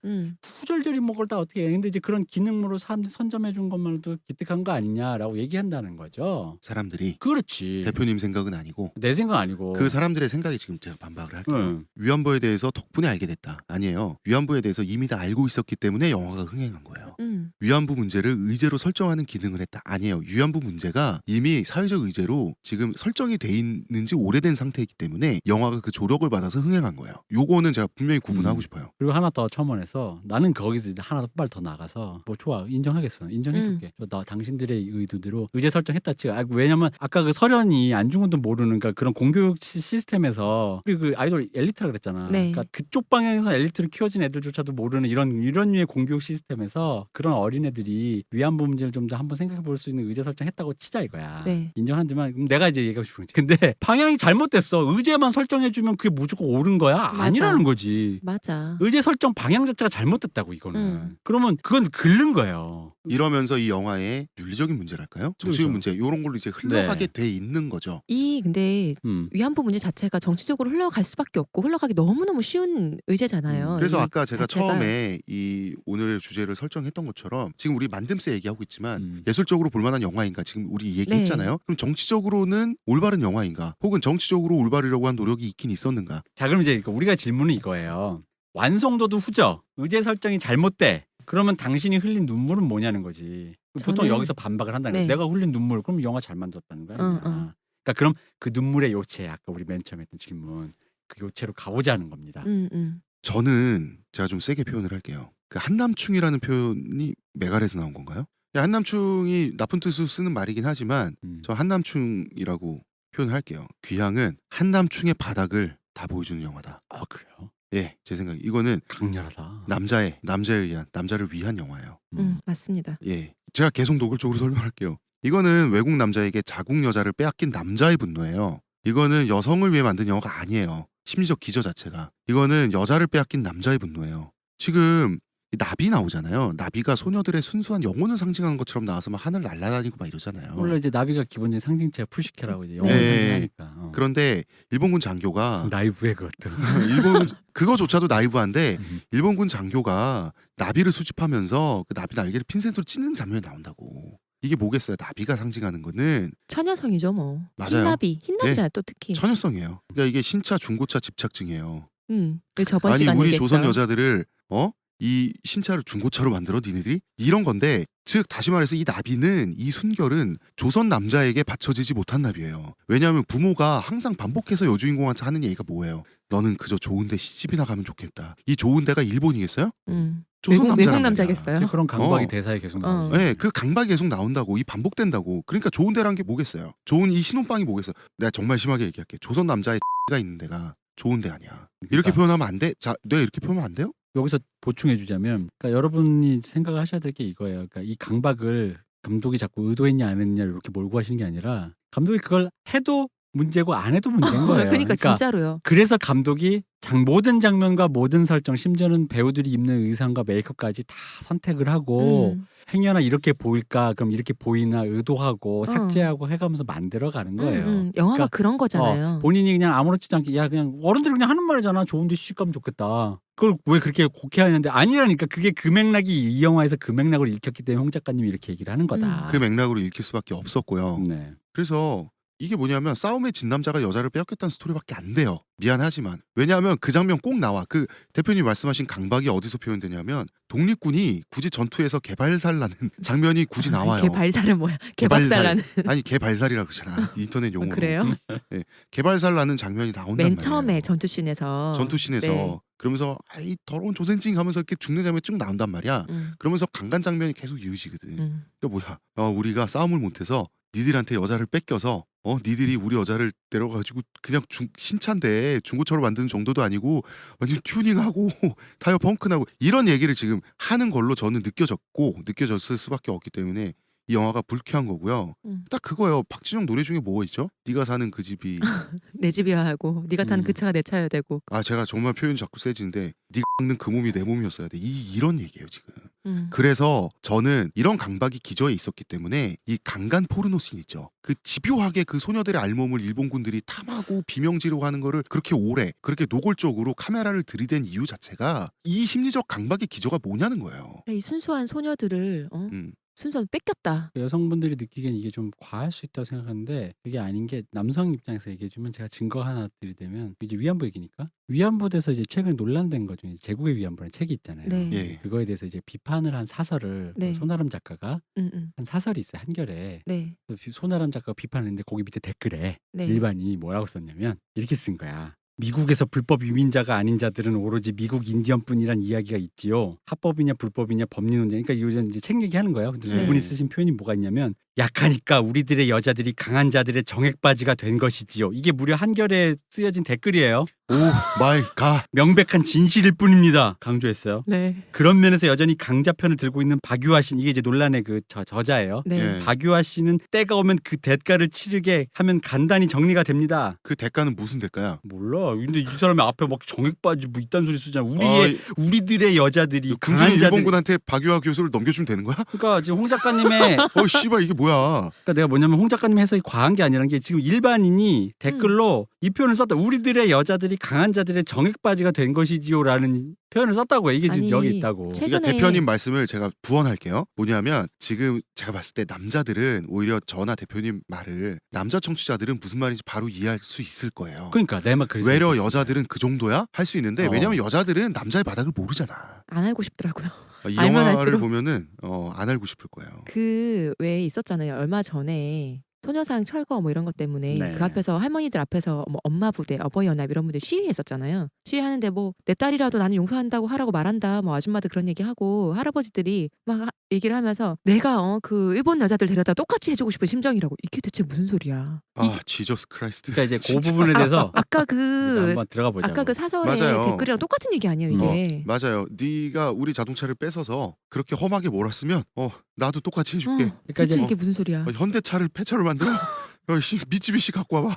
지금 이런 얘기라고. 거기다가 이게 뭐가 이런 설정이 있냐면은 예를 들어 이제 위안부 그 문제를 이제 아시는 분들은 그 디테일을 알겠지만 거기서 위안부가 소녀들만 있는 건 아니고 어른 여성들도 네. 있잖아요. 그러니까 그런 류의 디테일을 삭제하고 응. 소녀로만 채웠잖아 네. 배우들을. 그런 부분에서 이런 강박이 느껴진다는 거죠. 그러니까 이런 순결함과 순수함을 상징시키려고 위안소를 그렇게 만들었다. 맞아요. 그거를 상기시키려고. 그러니까 여기서 지금 소녀들이 끌려가죠. 강간당하죠. 울부짖죠. 계속 강간당하죠. 그러니까 이게 조선 남자의 정치적 분노를 끌어내기 위한 도구로 이 소녀들을 썼다고. 이게 얼마나 잘못됐냐고. 이 피해자에 대한 존중이 있냐는 거예요 지금. 근데 여기에. 내가 흘린 눈물 다시 또 질문. 그래서 우리 계속 얘기하려는 거 네. 개구예요. 그럼 내가 흘린 눈물은 뭐야? 제가 보기엔 그거는 위안부, 정신대에 대한 사실 불편한 진실이잖아요. 어떤 면에서. 그걸 한쪽 눈으로 내가 눈 돌리고 있고 한쪽만 뒀는데 그걸 다시 끄집어내서 내 눈앞에 사실 다시 전시해 준 거잖아요. 전 그거에 대한 죄책감, 미안함 그런 거라고 봐요. 차분해 좀 이게 얘기가 길어질 것 같은데 차분히 들어가 보면 이런 거죠. 그러니까 이제 좀 들어가 볼게요. 뭐냐면은 일단 여러분이 이 영화를 보면 여러분은 감상자가 아니라 목격자가 돼요. 근데 이제 이걸 2013년에 이거는 감상하는 영화가 아니죠. 그렇죠. 2013년에 이제 허문영 씨라 영화평론가 허문영 씨가 네. 노예 12년이란 영화를 평을하시면서 썼던 어떤 제기하신 시선이 있는데 네. 그걸 우리가 여기 한번 가져와 볼게요. 뭐냐면은 그러니까 무슨 얘기냐면 이런 게 있어. 노예 12년이 시작하면서 이 영화가 사실에 근거한이라는 타이틀을 낸다 이거예요. 네. 예. 그래서 이분이 얘기한 거지. 사실에 근거한, 사실에 영향받은, 사실에 의거한이라고 이게 전제를 하고 들어가는 영화가 나에게 어떤 효과를 상기시키냐 이거지. 그럼 반대로 매튜 맥커너이가 아카데미상을 받았던 에이즈 환자로 죽어가는 마이애미 바이스가 아니구나. 달라스 바이어스 클럽. 예, 예. 달라스 바이어스 클럽에 대한 영화는 그건 실화인데도 불구하고 그런 이유의 서술이 없이 그냥 바로 영화가 시작해버린다는 네. 거죠. 그럼 이 둘의 차이는 뭐냐는 거지. 이분의 이제 주된 요지는 이런 거죠. 그걸 통해서 우리가 이 안에 끌려 들어갈 때 일단 내 마음의 준비를 시켜. 이거 싫어. 내 마음의 준비가 되는 거야. 나는 이제 감상자가 아니라 목격자가 되는 거야. 근데 여러분이 착각을 하시면 안 되는 게 보세요. 여기서 화자가 누구냐. 이거 이제 그 얘기하죠. 강일출 할머니의 증언을 토대로 실화의 근거에서 만들었다 그러잖아요. 네. 예. 일단 첫째, 우리는 여기서 실화가 몇 퍼센테이지인지 알 수가 없어요. 그리고 영화는 아까도 얘기했지만 감독이 자의적으로 취사 선택을 하는 거기 때문에 어디서 어떻게 삭제되고 취사 선택이고 어디서 증폭이 되는지 알 수가 없어요. 네. 몰라. 네. 그리고 이거는 강일출 할머니의 진술이 아니라 강일출 할머니의 얘기를 들은 조정래 감독이 들려주는 얘기예요. 전달자라고. 할머니가 하는 얘기가 아니라. 그렇지. 네. 다시 말해 필터링이 된 거죠. 그렇죠. 그러면 이건 이미 거기서부터 우리는 이게 허구라는 걸 인지하고 들어가야 된다는 거예요. 근데 이 영화는 나한테 이걸 진실로 받아들이 강요한다고 처음부터. 이미 거기서부터 프레임을 나한테 걸어버렸어. 영화를 보는 사람들을 감상자가 아니라 침묵한 목격자로 만드는 것 같아요. 그렇죠. 즉, 그러니까, 방금 시호님 표현 침묵을 강요하는 영화. 비판을. 아니 제 말은 그거 달라요. 침묵한 목격자기 때문에 너네는 죄책감 느껴야 되는 거죠. 그러니까 침묵의 그런 뜻이 있잖아요. 침묵의 뜻이 뭐냐면 비판하거나 의심을 가질 감독님한테 강요를 받았다기보다는 나는 어떤 사회적 현상을 알고도 모른 척한 사람. 감독님 너네 조용해 이렇게 한 게 아니라 그러니까 저는 그렇게 본 죄책감과 거죠. 죄의식과 그러니까 너희가 죄의식이 있으니 내가 그걸 목격하게 해주겠어라는 거예요. 기시감을 느끼게 해주겠어라는 근데 내가 거야. 잠깐만 나는 보고도 나는 아무 말도 안 한 사람이 되는 거죠. 그럼 이제 이분이 우리한테 침묵 스킬을 시전했잖아. 닥치고 봐. 가끔 우리한테 필도님이 그래 저 머리가 없어 이런 것처럼. 그럼 저희 또 이렇게 숙연해지면서 말 못하고 나 없어. 그러니까 이렇게 없어.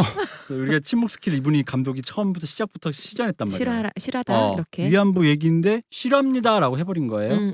들어왔는데 그럼 이 사람이 뭘 보여주냐? 뭐긴 뭐냐면 폭력이거든. 맞아요. 영화에서 이제 이렇게 폭력의 스펙타클을 보여준다고. 엄청난 강도의 폭력적인 장면을 재현하는데 그럼 우리가 이제 여기서부터 한번 이 얘기를 해봐야 돼. 그 폭력이 얼마나 끔찍한지를 보여주기 위해서 폭력을 재현하는 게 옳은가라는 거지. 그러니까 예를 들어 성폭행하는 장면이 나오는데 성폭행하는 걸 재현하는 것이 그것이 얼마나 충격적인가를 보여주기 위해서 재현하는 것이 옳으냐라는 거죠. 그러니까 성폭행했다, 당했다, 하고 있다라는 것을 위해서 그 장면을 재현하는 게 꼭 그렇게 해야 되나? 그렇게 안 하면은 모르나요?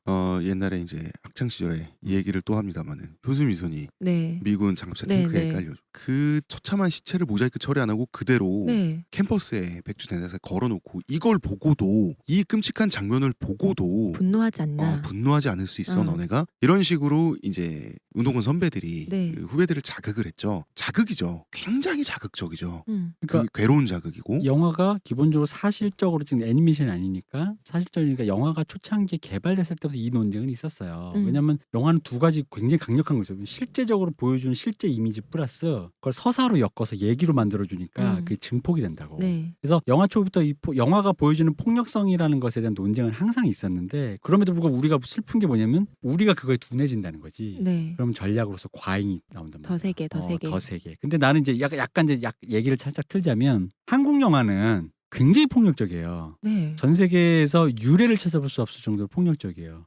그러니까 뭐 그럼 이런 얘기하지. 아니 미국에도 고어 영화 텍사스 전기톱 살인 사건 있고 막 창작권 내고 막 하는데 그거보다 더 잔인하니까 한국 영화 왜 잔인하다고 외국 관객들까지 얘기를 하냐면 걔들은 스펙타클의 전시로 끝나는 경우가 많으니까 그냥 말 그대로 예를 들어 텍사스 전기톱 살인 사건을 보자면 그냥 그런 존재가 나타나서 갈아버리는 거야. 네. 고어야 그냥. 네, 네. 근데 이거는 한국은 강렬한 서사 있잖아. 한국 사람들은 그 서사의 정합성을 따져요. 흔히 말하면 왜 그런 거야? 말이 돼 저게? 저게 범인이야 이런 어. 주의 정합성 그 정합성 때문에 나오는 서사에서 이 강렬한 폭력성이 그 서사를 더하니까 아까 말했듯이 이 폭력성이 굉장히 내가 보기에 본 게 없는데 예를 들어 곡성 15세거든요. 실제로 보면 곡성에 무슨 칼 쑤시고 이런 장면 안 나와요. 근데 보고 나서 나의 인상은 너무 무섭고 너무 잔인해. 예, 그거를 현장에서 계신 분들이 쓰는 말, 레아로. 레아루야. 어. 근데 그걸 당한단 말이야. 한국 영화 그런데 뭐에 그러냐면 한국 영화가 왜 그런 폭력성이 나오냐면 그러니까 저는 이건 저의 개인적 시선이에요. 네. 저는 개인적으로 이제 그러니까 한국 영화 옛날 방화 시절 떠나서 이 90대 후반에서 리부트 됐던 시절을 네. 많이 해요. 한국 영화 기본적으로 깔린 시선이 뭐가 있냐면 사법 체계 국가 기관에 대한 불신이 깔려 있어요. 항상 경찰은 뒤늦게 오고 법은 멀고 주먹이 법은 가까우니까. 멀고 주먹 가까워. 그러면서 이 원한의 개인이 할 수 있는 방법이 세 가지밖에 없는 거야. 첫째 자해, 둘째는 사적 복수, 세 번째는 바로 여기 나온 샤먼이에요.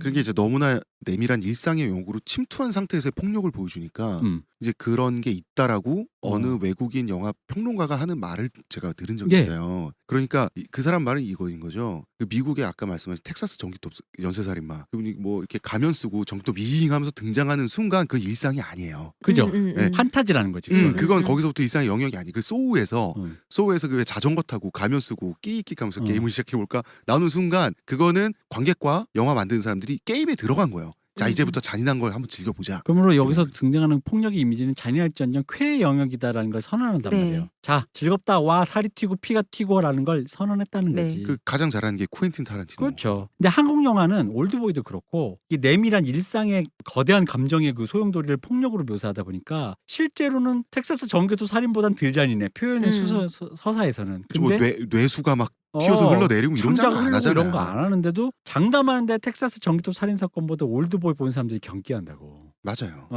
뭐 여러분 곡성 보시면 정말로 15세라니까. 근데 나홍진 당하고 나온다니까. 당하고 나와요 진짜. 정말 그냥 막 쉴새 쳐맞은 기분이 드는데 한국 영화에 나홍진드. 한국 영화의 그런 어떤 그런 거다 보니까 이분도 제가 보기엔 조정래 감독도 네.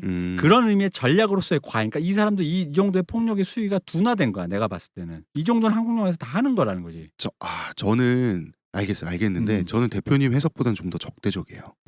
그러니까 자 게임을 시작해볼까? 자 차력을 시작해볼까? 어린 여배우들이 그 정신 트라우마 심리 상담을 받아가면서 이 카메라 앞에서 알몸을 노출해가면서 또 엄마 앞에서 어떤 배우 했어. 야, 관객 너네들도 끝까지 봐야 돼. 능적으로 여러분 봐야지. 불편하시죠? 근데 봐야 봐야지. 돼요. 뭐 원래 이런 불편한 것 영화예요. 같아요. 불편한 진실이라는 말이 저는 잘 쓰여져야 된다고 생각해요. 불편한 진실 자체는 불편해도 받아들여야죠. 그러니까 불편한 진실의 불편한 디테일, 피와 살이 튀고 비명소리 이거를 뭐 영화 2시간 이런 장면 최소한 3-40분은 나온 것 같은데 이것을 계속해서 참고 목도하는 것이 과연 유의미한가에 대해서는 우리 생각을 해봐야 돼요. 그러니까 그 부분을 제가 얘기하는 거예요. 그러니까 이분이 어쨌든 내가 봤을 땐 그런 식의 그 감각적 자의식이 없이 폭력을 취사 선택을 해버렸어요. 근데 아까 우리가 맨 처음에 그 얘기했잖아. 이거 실화라며. 우리를 목격자로 초대했단 말이에요. 네. 그리고 거대한 폭력을 전시했잖아요. 네. 침묵 스킬을 시전한 다음에. 그러니까 홍 작가님 말씀하신 바로 그 지점이 나오는 거야. 뭐냐면은 환타지로 기능을 해야 하고 이것이 허구라는 걸 알려줘야 되는데 폭력 앞에 무차별적으로 노출을 시켜서 내가 자극의 덩어리 앞에서 그냥 막 무분별하게 폭력을 모출하고 있는데 이걸 내가 실화로 인지하고 있잖아. 네. 그럼 뭐냐면은 거기서 우리가 할 수 있는 건 뭐냐면 이 스크린 안으로 뛰어들어가서 내가 저 상황을 컨트롤할 수 없다는 무력감밖에 없어요.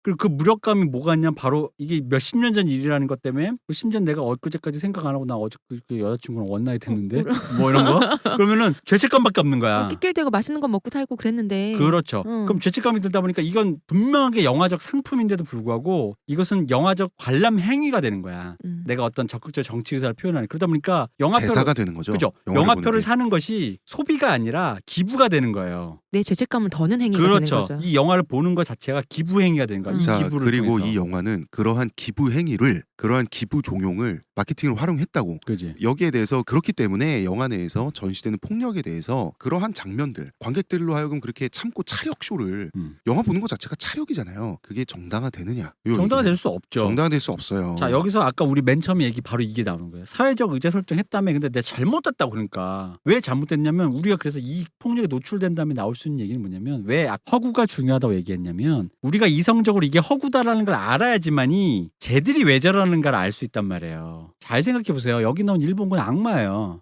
근데 그러면 솔직히 말하면 이거 나 친일파라고 얘기하는 거 아닌지 모르는데 일본군도 나라를 지키겠다고 뭐 천황의 밑에서 어쨌든 열심히 네. 해보겠다고 끌려온 그 당시 흔히 평균적인 게 농민의 자식이란 말이지. 네. 그럼 그 농민 일본 애들이 미쳤다고 얘야 커서는 한국 조선 여자들은 무조건 강간하고 허리띠로 때리면 말 잘 듣는단다. 내 말 얘 아빠 저는 조선 여자는 무조건 그렇게 허리띠로 때리고 강간할 거예요. 이렇게 키웠겠냐고. 아니라고. 그럼 그건 뭐냐 전쟁이라는 것이 만들어낸 인간성 말살의 네. 현장이란 말이지. 일본군이 그렇게 근데 일본군을 그렇게 묘사를 하고 일본군이 악마야. 그리고 인간적인 면이라고는 1도 없어. 근데 문제 여기서도 헛숭이 하나 나와. 여기서 또 영웅숭이 하나 나와. 뭐냐면 거기 기계적으로 끼워놓은 애 있잖아. 젊은 네. 일본군 명사가. 지도 주는 애. 뭔가 있어. 그러니까 그러면 이제 걔를 잘 살렸어야지. 그니까요. 근데 그게 아니라 얘는 뜬금없이. 그냥 갑자기 밑도 끝도 없이 청춘물이야. 네. 그래서 써버려. 이것도 또 소비해버려 그냥. 끝나. 예, 그리고 그 소비도 소비하겠어. 소비가 끝나니까 자, 가차 지금 없어. 버릴 때야라고 어. 아예 그냥 관객이 말해야지 그냥 총 쏴서 죽이자. 그 왜냐면은 가차가 없어. 걔가 거기서 자기는 이 여자랑 섹스를 하지 못하는 그 감정적 거부감 이제 그거를 묘사를 해줘야 되잖아 영화가. 그래야지 저 사람이 왜 저렇게까지 여자들을 학대하는데도 보고 얘는 왜 그런 같은 일본 사람인데 그거를 감정적 고를 느끼나를 들어가야 돼. 근데 그 들어가려면 어떻게 하냐. 아까 얘기했지만 이게 허구고 환타지라는 것이 명백하게 드러나야 돼요. 근데 무차별적으로 폭력에 노출되고 이거 지지지 구르니까 사람들이 믿어버리니까 그런 생각할 틈이 없어. 그러니까 근데 속이 배버리는 거지. 왜 그러냐면 조선의 위안부 이게 성노예라고 하잖아요. 성노예에서 노예라는 말이 아니라 노예의 방점이 안 지키고요. 네, 성의 방점이 성의 찍혀 방점이 있어요. 찍혀서 그래요. 제가 이 맞아요. 영화를 보고 나서요. 처음에 이제 작가님이랑 만났을 때 제가 했던 말이 그거였어요. 감독님은 바보야. 섹스밖에 모르는 바보. 이거였어요.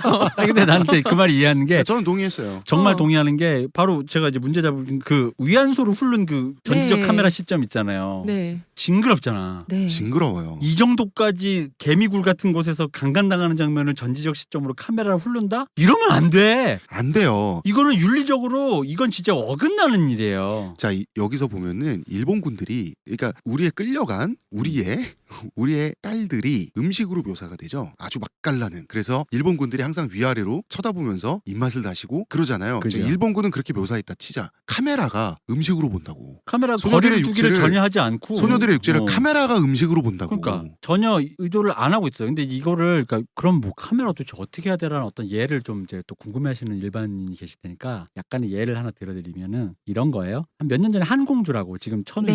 씨가 굉장히 떠갔잖아요. 네. 예. 그 천우 씨가 주연했던 한공주라는 영화가 있어요. 이 영화가 밀양 성폭행 사건을 소재로 한 영화잖아요. 이 영화가 엄청 좋은 영화인데 그럼에도 불구하고 사람들 사이에서 논쟁이 됐던 게 뭐냐면 그 강간 씬이 등장해요. 굉장히 폭력적인데 그러니까 이런 장면이 있어요. 뭐가 있냐면 강간을 당해 몇십 명의 고등학생이 그 거실에 집단 앉아있는데 강간을 집단 강간을 당하잖아요. 당하는데 그 거실에 그 한공준의 집에 선풍기가 달려있다고. 그래서 선풍기의 시점에서 카메라를 놓고 찍어요. 그건 뭐냐면 감독이 윤리적으로 누군가의 시선을 빌 수가 없으니 이거를 묘사는 해줘야 되겠는데 그러니까 궁여지책으로 무성의 어떤 시선 저기에 걸려있는 어떠한 윤리적인 것도 담지하지 않은 프레임이 없는 그 무성의 가전제품의 기계적 반복되는 어. 움직임에 맡겨버린 거죠. 그렇죠. 그래서 그거를 시선을 빌어서 그래서 첫 장면이 그 선풍기 시선이니까 선풍기 바람 쐬는 애가 카메라의 정면으로 이렇게 바람을 쐰단 말이에요. 그러면서 왜 선풍기가 왜 좌우로 돌 거 아니에요.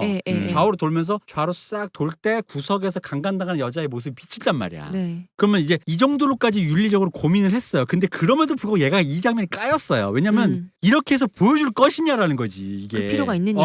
그러니까 이 정도로 고민을 했는데도 불구하고도 까이는 와중에 이거는 고민이라는 게 없는 거야. 이 사람은 그 감독님은 진짜 이렇게 보이면 안 되는데 이게 외설적이면 안 되는데 근데 이 폭력에 이걸 보여주고 싶은데라는 그것 때문에 제가 너무 고민한 건데. 제가 그 영화를 보고 귀향을 보고 우리나라 음식 프로그램들을 그 불온한 느낌이 나가지고 이렇게 봤는데 왜 식당에 이렇게 들어가서 뭐 30년 된 맛집 메뉴는 뭘까요? 하면서 뭐 그 왜 지글지글 어디서 음식 끓고 있고 어디서는 맛있어요 하면서 엄지손가락 치켜 올리고 있고 식탁을 이렇게 쓸면서 그 깔리는 반찬과 음식들을 이렇게 이렇게 쭉 하잖아요. 비슷하던데요? 그러니까 왜 비슷하냐면요. 그게 포르노기 때문이에요. 맞아요. 왜냐면 포르노가 어떤 거냐면 여러분 저부터 포르노 야동만 생각하시는데 여기서 말하는 포르노라는 건 왜냐면 그 음식 프로는 푸드 포르노라 그러잖아. 그러니까 뭐냐면은 첫째는 그러니까 실제보다 더 실제 과잉된 네. 거라는 거지. 뭐냐면 야동 보면 알잖아. 일반 남자보다 몇십 배는 오래 하고 여자애들은 몇십 배나 더 까무러치듯이 해. 다들 그 정도 하는 거 아니었어요? 아니야 나 아니야.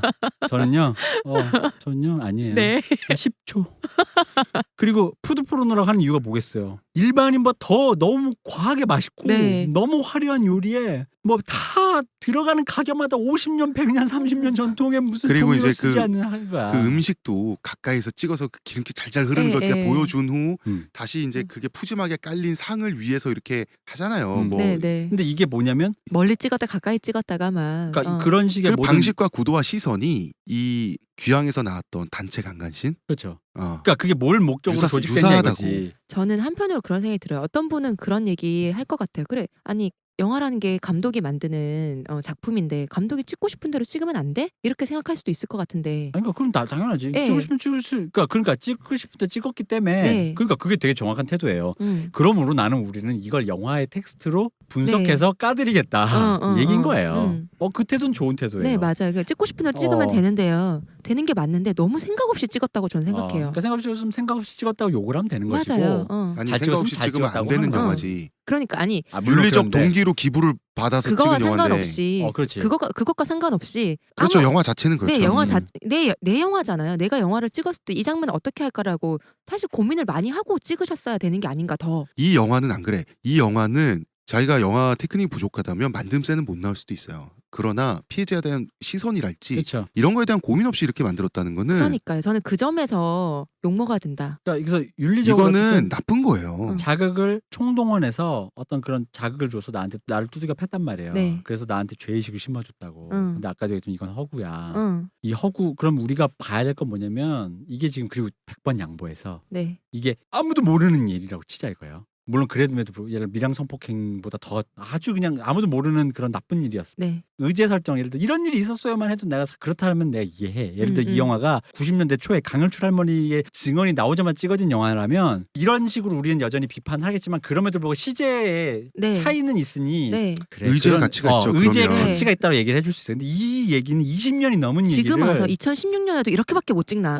그 밑에 있는 간극을 왜 네. 일본인군은 왜 저런 인간이 되었고 왜 한국인은 저렇게 되었고 왜 지금도 그것은 풀리지 않는가에 대한 얘기가 아무것도 들어다니지 네. 않는가. 그럼 우리가 이 영화를 보고 나서 드는 생각은 일본인 개새끼야. 일본군 개새끼고 그럼 우린 너무 불쌍한 거야. 이 얘기는 이 얘기밖에 안 돼요. 뭐냐면 내가 우연히 한국에 태어났다는 이유만으로 무조건적으로 일본을 욕해야 되는. 욕할 수 있는 권리, 무한정의 권리를 획득한 거야. 그건 반대로 보면 일본 애들은 일본에 태어났다는 이유만으로 무조건 까방권이 없는 거야. 스미마생 하고 있어야 되는. 쳐맞으면 때리는 대로 쳐맞을 수밖에 없는 그건 거야. 이거는 아무것도 없는 얘기인 거잖아. 아니 더욱이 우리가 몰랐던 진실도 아니야. 네. 음. 위안부라는 것 자체가 전쟁 피해자잖아요. 그러면은 전쟁에 대한 얘기도 하고 그 피해자에 대한 시선을 다뤄야지. 그냥 무조건 강간당한 여자애들 얘기예요, 이거는. 그러니까. 계속 강간만 당하고 있죠. 때리고 맞고 강간당하고 벗겨지고. 그거를 그럼- 참고 장시간 그 고통을 참고 보기 위해서 돈을 내고 가서 영화를 350만 명이 넘는 사람들이 가서 봤단 말이에요. 그러니까 이걸 다 개인 책임 돌려. 일본군 저 새끼 나쁜 놈인 거야. 음. 이게 어디서 나오냐면 일본군에게만 가는 게 또 아니라 그 동사무소 장면 있잖아. 네. 그 여자 야 그런 할머니가 좀 어디 있겠어? 얘기 미쳤지 그 이러잖아. 그래서 할머니가 미쳤다 그러잖아. 그러니까 내가 그 미친년이다 이러면서. 이것도 그런 식으로 들어가는 거야. 그런 개인의 사회적인 구조의 모습마저도 네, 맞아요. 이렇게 저 동사무소 직원 저 한남충 생각 없는 놈. 저 한남충 새끼 저거. 예나 지금이나 이러면서.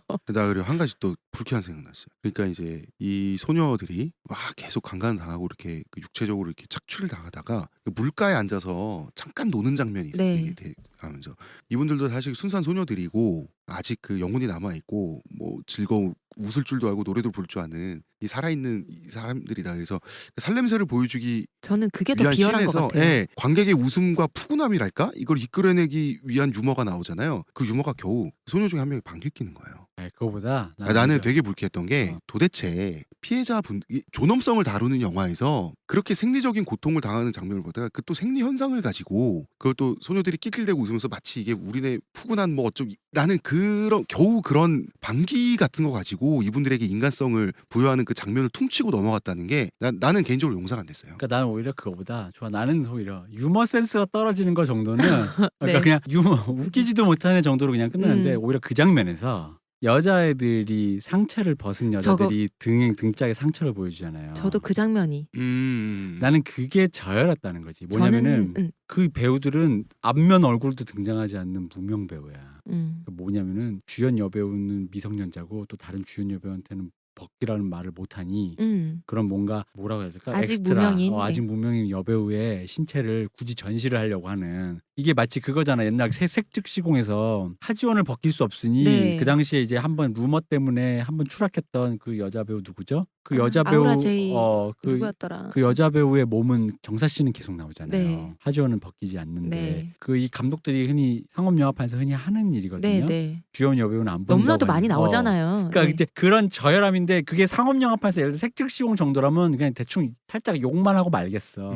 아까도 홍 작가님 계속 주장하는 거. 이 어떤 윤리적인 층위를 다루고 있잖아. 네. 그러면 그런 접근을 하면 안 돼. 이런 식으로. 전 좀 더 이름이 없는 여배우의 등짝을 까가지고 다른 애들은 못 벗기니까. 윤리적인 접근이 존재 이유인 영화라고요. 그러니까. 흥행의 전부인 영화고 그러면 윤리적이어야 될 거 아니야. 저는 어떤 면에서 그런 여러 가지 뭐 노출씬이나 폭력씬 같은데 저도 무감각해져서 저는 외려 사실은 그 집단 강간씬까지는 그래 위안부 뭐 설명하자면 그래 제가 거기까지는 전 정말로 오케이 내가 오케이 했는데 그 제가 이 영화의 최악이라고 생각하는 장면이 그 상반신 탈의 장면 그리고 집단으로 탈의하는 장면 있잖아요. 그죠.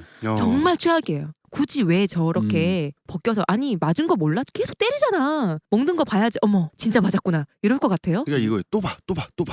저는 그 상반신 탈의 장면을 보는데 정말 어이가 없는 거예요. 그 장면부터 띵한 거예요. 되게 강박적이라 느꼈고 다른 분 약간 좀 심하게 얘기하면 좀 변태적이었어요. 진짜로. 약간 도착적이야. 그거를 보여주고 싶고 보고 싶고 막 이게 느껴지는 거예요. 시호님 그 일갈 다시 한번 해주세요. 감독님은 섹스. 감독님 바보야. 섹스밖에 모르는 바보. 그렇습니다. 그러니까 그래서 어쨌든 좋아. 그럼 거기까지 갔다 치자 이거야. 그럼 이제 그 다음 얘기 넘어가서 이 영화가 말하는 거. 나 눈물 흘렸다며. 사람들이 지금 궁금해하는 게 그거예요. 나 눈물 흘렸어. 나 느꼈다. 진정성 느꼈어. 아니야. 여러분은 죄의식을 느낀 거예요. 슬픔과 비극 그 자체. 근데 뭘 이제 슬픔을 받고 비극을 목격했다는 게 나쁘다는 게 아니라 아까도 얘기했지만 비극을 완성하기 위한 방법이 저열했다. 그리고 당신은 알지만 눈물 흘리는 데는 여러 가지 있어요. 고급스러운 걸 보고도 울 수 있고 양파를 그냥 눈에 집어 던졌는데 울 수도 있어요. 근데 이거는 그 수준이다. 네, 이것은 눈물을 유도한 게 아니라 눈물을 압출했다. 더 좀 징그럽게 얘기하면 날것. 예를 들어 왜 우리 어렸을 때 개구리 잡아가지고 여자애들한테 에이 이러는 거 있잖아. 그런 것처럼 날것을 들이대면서 인간의 호불호, 혐오 이런 걸 감각기관을 총동해 사람의 눈물을 쥐어짜는데 이걸 그러니까 이게 무슨 예술이야. 예술은 고도로 조직화된 걸로 나의 감정을 고양시키는 건데 아니 똥을 가지고 똥 보여주고 더럽지라고 해서 더러워라고 말하는 게 예술이냐고. 똥이 안 보여주는데도 불구하고 뭔가 더러움이 느껴져야 이게 예술적인 조직이잖아. 그래서 제가 봤을 때 조정래 감독님은 영화판의 사채꾼. 마른 오징어도 짜면 물이 나와. 그러니까 곡성이랑 비교해 보시죠. 곡성에 쑤시는 거 안 나온다니까. 짜면 눈물이 나와. 이런 거라고 지금. 미친 듯이 무서워요. 네, 사람 그 얼굴 앞에서 양파 까고 마늘 까가지고 사람들은 그렇게 눈물을 흘렸는데 그게 또 이제 관객들에게는 어쨌든 사람이 눈물을 흘리면 그러니까 영화를 보고 나서 눈물을 흘려서 영화 때문에 눈물을 흘렸다고 착각하게 되는 거죠. 자, 그럴 수도 있다는 거지. 그래서 이거를 악하게 얘기하면은 포르노그래피고요. 좀 아니, 더 포르노가 굳이 뭐 섹스하고 이런 것만 외설적이니까. 포르노가 아니에요. 외설적이니까. 외설적인 걸 포르노라고 하니까. 심지어 포르노 자체가 나쁘지도 않아. 네. 감각기관을 자꾸 자극하는 그런 그러니까 원초적인 걸 걸. 자꾸 자극하니까 이거 외설적이라는 거지. 그런 포르노그래피고 다른 의미로 보면 심파 영화예요. 감정의 과잉으로 호소해서 나에게 눈물과 쏟을 것을 막 이렇게 하는 그런 쾌감을 자꾸 제공하려는 심파 요소라고, 심파 영화라고. 이 심파를 좀 무속하고 연결을 시켜서 그렇죠. 해석을 해봐야 될 것 같아요. 왜냐하면 이제 지금 그 강간 피해를 당한 소녀라는 매개체가 이제 등장을 해서 그 무속으로 연결을 하잖아요. 신의 매개체로 이 소녀가 등장을 해가지고 무속적 설정은 어떻게 심파로 이어지는가? 요거에 이제 관객들이 흘린 눈물 요체가 될 것 같아요. 네. 어떤 겁니까? 그걸 통해서 오는 건 그거예요. 그러니까 말 그대로 해소죠, 해소. 앞에까지 꾹꾹 참아왔던 나의 죄책감, 나의 무력감을 마지막에 눈물을 흘렸잖아요. 근데 눈물은 뭔지 알아요? 내가 이거에 당신에게 깊이 공감했던 나의 죄책감을 씻어주는 나의 면죄부예요. 감흥한 나. 감흥한 나야. 나 즉, 자신이야. 즉 사람들에게 스트레스를 쭉 줘놓고 어. 지금 울면 돼 라는 그 지금 시그널에 울면은- 넘어가는 지금 울면은 죄책감 그 면죄부가 주어져. 지금 울면 돼라고 하는 그 버튼 어. 딸깍에 안에 이제 응축돼 있던 것이 그렇지. 이제 비어져 나오는 이 거죠. 성문 마리아상에서 흐르는 성수야. 너가 눈물을 드디어. 흘리는 것은 이제 너 면죄부 얻은 난 거야. 면죄부를 얻은 거야. 어. 여기서 눈물을 안 흘리고 여기서 안 울면 친일파 이건 거야. 어. 당신은 이미 울었습니다. 당신은 드디어 진정한 대한민국 국민이 되었습니다라는 거예요. 그러니까 그렇게 되면 아까도 얘기했지만 지적인 접근이 없으니까 나와서 이제 아무 생각이 없어. 일본군이 왜 그랬지? 한국 사람 왜 그랬지? 그러면 그런 거지. 너 고노다마 아니? 그게 뭐예요? 몰라 여전히. 그런 거 어딨어. 몰라. 그냥 아무것도 몰라. 그냥 멀쩡한 남의 자식이었을 그놈들이 왜 그랬고 그리고 우리는 왜 이렇게 치가 떨리고 미운 건지 이런 거 생각 안 하는 거예요. 저는 그리고 좀 의아한 게 있었는데요. 마지막에 이제 굿장면에서 일본군이 다시 하나둘 나오잖아요. 그 일본군 네. 차림으로 나오잖아요. 근데 해소의 씬이니까 일본군도 좀 사람 좋은 미소를 띠면서 그래 우리도 같이 사실은 그랬어 이런 미소를 띠고 바라볼 법도 한데 여전히 비열한 미소를 띠면서 보고 있어요. 그 애초에 굿장면을. 거기 일본군이 왜 나와 있는지도 저는 사실 그 저- 추리가 안 됐어요 개인적으로. 거기까지 생각도 안 가. 더 재밌는 건 또 이분이 또 아까 그 우리 시온님이 말한 네. 그러니까 이 영화가 자기 자신의 목소리라는 걸 대변하는 결정적인 씬이 뭐가 있냐면 정민이 죽는 장면에서 네. 예. 일본군이 이제 보통 아까도 얘기했지만 영화 연출이란 거는 공간에 어떤 사람이 있다라는 걸 소개시켜주고 그 사람의 행동을 묘사해준다라는 순서가 돼 있잖아요. 네. 근데 이거야 정민이 으아 하다가 이제 일본군이 끝까지 쫓아온 놈이 총으로 이제 다시 일어나서. 다시는 쏘려고 하니까 정민이 대신 맞잖아. 네. 그다음에 그 일본군을 처단하는 게 그 같이 왔던 만주군이죠. 그 대장인가 그 사람이 네. 총을 아 쏴. 이거 예, 국민당군인가 하여튼 그래요. 그죠? 네. 그 사람이 총을 쏘잖아요. 근데 이게 영화 문법에 위배되는 거라고. 뭐냐면 그 사람을 소개해 준 적이 없어. 근데 갑자기 총을 쏘고 그 사람의 비장한 표정을 클로즈업을 잡아줘. 그러니까 이거는 뭐냐면 자기 자신이야. 왜냐면 이건 영화 문법에 없는 거예요. 왜냐면 그러려면 그 사람을 먼저 소개시켜 주고 이렇게 들어가야 되는 건가? 아 근데 저기 저 여자애들이 있습니다. 저를 구하러 가겠습니다. 뭐 이런 맞아. 설정이 그러니까 있어서. 데우스 엑스 마키나가 내가 되고 싶은 거죠. 근데 갑자기 데우스 엑스 마키나로 갑자기 클로즈업을 딱 시켜주고 그것도 그냥 클로즈업도 예를 들어 괜찮아 뭐 이러면서 이게 좀 이런 식으로 지나가는 장면을 앞에도 그렇게 묘사했으니까 지나가는 장면 스케치 중에 하나 그 정면으로 응징하는 그 장면 있잖아. 괘씸한 일본군 놈 이라는 그런 식으로 찍어놨다는 거지. 이게 뭐겠어. 정의의 나 감독님. 너무 정크가 나 있는 거야. 저는 난 그 씬이 그 샷이 그러니까 그 한 컷이 제일 소름 끼쳤어. 제가요. 저는 그랬구나. 그 일본군이 쓰러졌다가 다시 일어나 총 쐈을 때 있잖아요. 저도 모르게 육성으로 뭐라 그랬냐면 가지가지 한다. 이랬어요, 진짜. 아 근데 정말. 그거는 실제 일본군 그거 있잖아요. 거기서 미군이 태평양 전쟁할 때 묘사하는 거에 좀 그런 얘기가 있어요. 그러니까 뭐냐면 얘들이 약간 그러니까 신앙적이잖아. 네. 항복을 안 하니까. 항복을 안 하니까 그러니까. 죽었다 깨어났고 막 이러고 막 하니까 일본군이 보기에는 좀비 같다 그래요. 미군이 보기에는. 미군이 보기에. 일본군이 좀비 같다. 그래서 왜냐면 밑도 끝도 없이 나타나서 죽음을 무릅쓰고 다가오잖아. 보통 전략이라는 게 있잖아. 가미가제 하듯 그런 것처럼. 안 죽으려고 숨어 있다가 뭘 하는데 그게 아니라 밑도 끝도 다가와서 나중에는 총을 맞은 애가 죽었나 다가갔을 때 갑자기 일어나가지고 마지막 힘으로 귀를 물어뜯으면서 죽어가는 그런 일본군 병사들이 네. 있었다는 거예요. 그러니까 그게 미국인 서양인의 관점에서 보면 되게 좀비 같고 무서웠다는 거예요. 그러니까 역대급으로 내가 싸워본 적 중에서 제일 이해가 안 되는 적이었다 그러더라고.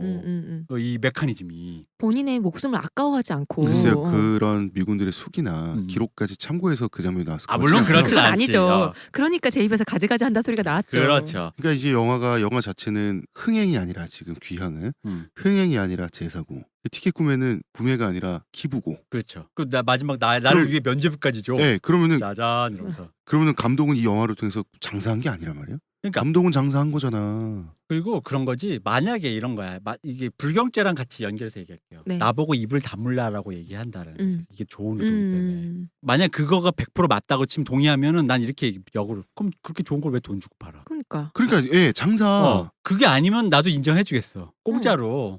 정말 한 개인의 대동요지도 김정호가 대동요지도 그러니까요. 만드는 마음으로 방망이 깎듯이 만들어서 세상을 위해 좋은 일 했다면 그래 내가 그러면 뭐 그냥 영화 좀 그렇긴 한데 수고하셨습니다 정도까지 할 수 있겠어. 그럼에도 불구하고 난 깠을 거야. 왜? 못 만든 거야. 그러니까. 용서 안 되는 거 안 되는 거야. 그건 인정해야지. 근데 나한테 감히 불경죄 어쩌고 하면서 입을 다물려고 해? 그러면서 자기 돈 벌잖아요. 돈 벌었잖아. 그럼 돈 주고 그럼 우리 진짜 그렇게밖에 얘기할 수밖에 없는 거야. 그럼 그 좋은 걸 왜 돈 주고 팔아요? 상업 영화로 만들었잖아요. 이건 상업 영화예요. 네. 극장에서 거는 상업 영화예요. 너 돈 주고 본 거야. 근데 이건 이 사람들이 이 얘기해야지. 우리한테 이 얘기할 거야. 뭐냐면 아니 이 영화 2시간 동안 그래요. 홍 작가님 말씀하시고 이 대표님 말씀하신 뭐 국가, 뭐 가부장제, 뭐 국가주의 뭐 이런 얘기를 뭐 논문입니까? 그런 얘기를 어떻게 합니까?라고 하는데 뭘 어떻게 해. 야 예술가 웃게 보지 마. 그니까요. 그런 거 다 있어. 왜 하면 안 돼? 그리고 이거 할 수 있어. 그러니까 아니, 예술가 우습게 어떻게 보지 말라는 못해. 거지. 어떻게 못할 수가 있어요. 그래서 예술가인 거예요. 여러분이 예술가를 알로 보니까 그게 안 되는 것처럼 보이는데 그거 다 해요. 저기 뭐야 이런 게 있는 거야. 그 20세기 최후의 모더니스트였던 그 왜 카페 가면 걸리는 그 화이트 레드 블루 그 포스터 있잖아요. 예. 네. 그걸 포스터 찍었던 예뻐. 예쁘죠. 그 예뻐요. 3색 시리즈를 찍으셨던 20세기 최후의 모더니스트였던 폴란드 영화 감독 키에슬롭스키가 원래 다큐 감독이었어요. 이분이 극영화를 찍으면서 왜 극영화로 갔냐면 이런 말씀을 하셨어요. 뭐냐면 타인의 내밀한 부분에 허락도 없이 파고 들어가는 그 외설성을 자기가 못 견디겠기 때문에 이것을 허구라고 설정하고 영화를 찍어야 되겠다는 생각이 들어서 다큐를 찍다 보니까 다큐를 해서 극영화로 간 거예요. 네. 자기는 그렇게 갔다고 얘기했어요. 그러니까 이런 고민을 했다니까 다들. 그게 너무 힘들기 때문에 남의 고통에. 그런 고민의 치열함이라는 게 꼭 거장들만의 전유물도 아니에요, 사실. 네. 그럼요. 이미 그래서- 그거는 우리한테 수많은 예술가가 일반적인 사용법을 가르쳐 아니 줬다니까. 그것도 직업윤리 아닌가요? 그런 직업 것도 윤리. 있고, 감독이란 직업을 가진 네. 사람이 직업윤리 아닌가요? 지금 그렇습니다. 21세기 한국 영화판에서 현장에서 일하는 그 사람들이 그 자기 예술에 대한 치열한 고민 얼마나 많이 하는데 철학적으로. 이분 같은 경우는 지금 귀한 감독 조정래 감독님 같은 경우는 장사 한번 잘 하셨죠. 결과적으로. 제가 처음부터 말씀드렸다시피 그렇게밖에 영화를 왜 못 찍으셨나? 네. 그런 그리고 관점을 좀 벗어날 때가 됐지 않았나? 그런 관점을 벗어날 때가 된 한 100년 됐어요. 사실 예술에 있어서. 그러니까 이 말을 할 수 있는 거야. 100년 타인의 됐다고, 고통을 부당하게 착취했다는 거지 나는. 남의 그렇죠. 고통을 가져와서 착취한 거예요. 배우들이 연기한 위안부 할머니들의 고통뿐만 아니라 그리고 그 배우들도 그렇고 배우들의 고통까지도. 아니, 그 영화를 참고 봐야 하는 관객들의 고통까지 그렇죠. 관객들의 감정까지 착취했어요. 그래서 제가 요 구절을 한번 읽어드리고 싶어요. 네. 그 유명하신 철학자 슬라보의 지적이 네. 그 진짜 눈물의 공포라는 책에서 말한 거예요. 뭐냐면 이런 말씀하셨어요. 영화 예술이 궁극적으로 성취하는 것은 내러티브, 그러니까 스토리, 네. 내러티브 허구 속에 현실을 재창조하는 것. 음. 허구를 현실로 이해하도록 우리를 유인하는 게 아니라 우리가 현실의 허구적 측면을 분별하게 만드는 것이다. 그러니까 우리가 이게 허구라는 걸 알고 이거를 분별해서 사리분별하라는 거지. 즉 리얼리즘 영화가 사실 임직함을 내세워서 할 수 있는 최선은 이것이 현실입니다 여러분이 아니라 여러분 이 현실을 지탱한 환상, 당신의 환상, 당신의 소녀, 당신의 여자, 당신의 국가라는 환상을 깨부숴주는 거지. 그 아래 그 아래 우리가 도대체 무슨 생각으로 나는 왜 여자를 내 여자, 왜 일본군은 왜 악마, 개새끼, 내가 왜 이렇게까지 사고되어지도록 할 수 있게 강제되어진 거를 사고할 수 있도록 만들어야 된다라고 얘기했다라고요. 즉 슬라보의 지적에 따르면 귀향이란 영화는 만들어져서는 안 되는 영화. 그렇죠. 결론을 내리기 전에 사울의 아들이란 영화 있죠. 네, 그렇죠. 이 영화의 정반대인 말이죠. 예, 이 영화와의 비교도 살짝 필요할 것 같아요. 그렇습니다. 먼저 사울의 아들이 어떤 영화인지 간단히 대표님. 일단 작년 칸느 영화제 황금종려상. 황금종려상을 타신 뭐 한마디로 여러분이 좋아하시는 예술가 인증 라이센스가 발급된 최고 레벨의 영화인데 유태인 그 수용소 있잖아요. 수용소에서 그 막 사람 죽고 홀로코스트 그걸 다룬 거예요. 그러니까 처음에 이 영화 나왔을 유태인 때는 학살이 홀로코스트잖아요. 네. 그거를 다룬 영화죠. 예, 그 네. 수용소에서 가스실에서 네. 막 죽이는 예. 건데 소재 내용은 뭐 존도 코만도라고 그 흔히 말 유태인의 정신말살 정책 중에 하나야. 뭐냐면 수용소에서 가스실에서 시체들이 나오잖아요. 네. 그걸 유태인 보고 치우라 그러거든. 네. 그러니까 자기 동족을 몰아놓고 자기 동족의 시체를 또 치우는 청소부를 시키는 거야. 모든 걸 다 유태인한테 시키잖아요. 그래서 네. 걔들이 정신적으로 붕괴되기 직전에 한 일주일 정도에서 보름 정도 하면 또 죽여요, 걔들을. 네, 뭐 4개월 이상 살지 못한다. 그래서 존도 코만도에 뭐 대한 얘기들이 많아요. 그러니까 그게 좀 유태인의 그 서로의 내부적인 연결고리 있잖아요. 정신적 유대라든가 이런 걸 다 끊어버리기 위한 거지. 내부의 첩자와 막 그런 거. 그리고 어차피 죽일 사람들 대상으로 하는 거니까. 내 손 뒤로 피기 싫다. 그리고 이제 조롱의 의미도 있는. 그렇죠. 음. 그러다 보니까 이 영화가 근데 이제 서구인들도 그런 게 있어요. 약간 피로도가 있어. 뭐냐면 홀로코스트가 우리가 침묵 스킬이잖아. 걔들한테. 그러니까 이 영화를 갖고 얘들도 우리의 귀향처럼 약간 그런 게 있어. 또 홀로코스트야. 근데 나오면 상을 줘야 될 것 같아. 그러니까. 왠지 주목해줘야 될 것 같아. 미안하니까. 뭐라고 말은 못하고. 뭐라고 말을 못하고. 그래서 또 홀로코스트에서 사람들이 이 영화 나왔을 때도 약간 고민했어. 왜냐면 귀향처럼 서구의 관객들도 진짜 외설적이지 않았으면 좋겠는 거야. 시체 산처럼 쌓아놓고 막. 계속 죽이고. 근데 이 영화가 전략이 뭐냐면요. 이 영화가 얼마나 미학적이냐면요. 그러니까 내가 지금 증거를 들이대주는 거예요. 얼마나 예술가가 그걸 얼마나 가능하게 하느냐. 얼마나 잘 찍을 수 있는지. 이 영화는 일단 비스타 비전이라는 사이즈로 찍었어요. 그게 뭐냐면 여러분 옛날 TV 사이즈 아시죠? 4:3이라서 네모난 거. 요즘에 와이드가 아니라 네모반 듯한 정상. 브라운관. 네, 브라운관 사이즈. 이제 여기서 이제 1:3, 1.33 정도 되는 비스타 비전으로 찍은 네. 거예요. 그래서 네모예요. 정사각형이요. 이게 거의 네. 뭐. 그리고 그 영화를 이제 대표님이 저보러 보라고 해서 네. 이 방송 전에 저 봤어요. 봤는데 그 브라운관 사이즈도 정말 브라운관을 연상시킬 수 있도록 사각형의 테두리 모서리가 둥글게 깎여 있더라고요. 이게 왜냐면 그게 프레임이 그렇게 돼 있어요. 그러니까 그 음. 안에 영화 찍을 때 그 프레임을 그렇게 설계가 돼 있는데 그걸 원래 그 안에 살짝 드러내거든요. 안에 왜냐면 그게 이제 라인이 있다고 라인이 여기까지는 건드려도 되고 여기까지는 나가면 안 돼요 라인인데 그 네. 라인 끝까지 다 보여준 거예요. 그러니까 비좁게. 네. 그래서 네. 근데 그럼 이게 뭔 차이냐? 와이드로 찍는 거랑 뭔데요? 이럴 거 아니에요. 그 형식이 뭐냐면 와이드 여러분이 하시는 뭐 흔히 말해 요즘 16대고 네. 와이드로 찍으시면 어떤 일이 벌어지냐면 충분히 뒤가 보이는 거예요.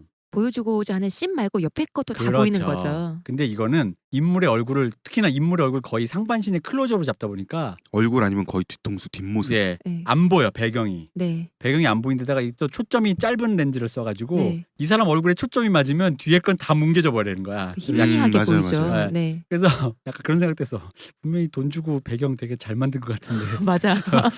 제작자가 약간 영화 나온 쪽에 나온 영화 보고 야 이거 야 돈 쳐바른 거 다 어딨어. 과감히 포기한 거죠. 네. 그렇죠. 왜 그러냐면 아까도 얘기했잖아요. 그런 시각적으로 스펙타클의 그런 충격적인 폭력을 보여주면 여기도 보여줄 거 많잖아. 가스실에 들어가서 시체가 막 산더미처럼 네. 나오는데 그렇게 되는 걸 방지하는 거예요. 그럼 무슨 전략을 했냐? 이 사람의 시선을 절대로 기대하면서 사운드 디자인이 잘 돼 있어요. 네. 초반 6분 씬까지만 보셔도 이 영화는 다 본 거예요. 네. 뭐냐면 그렇다 6분만 보고 끄지 마세요.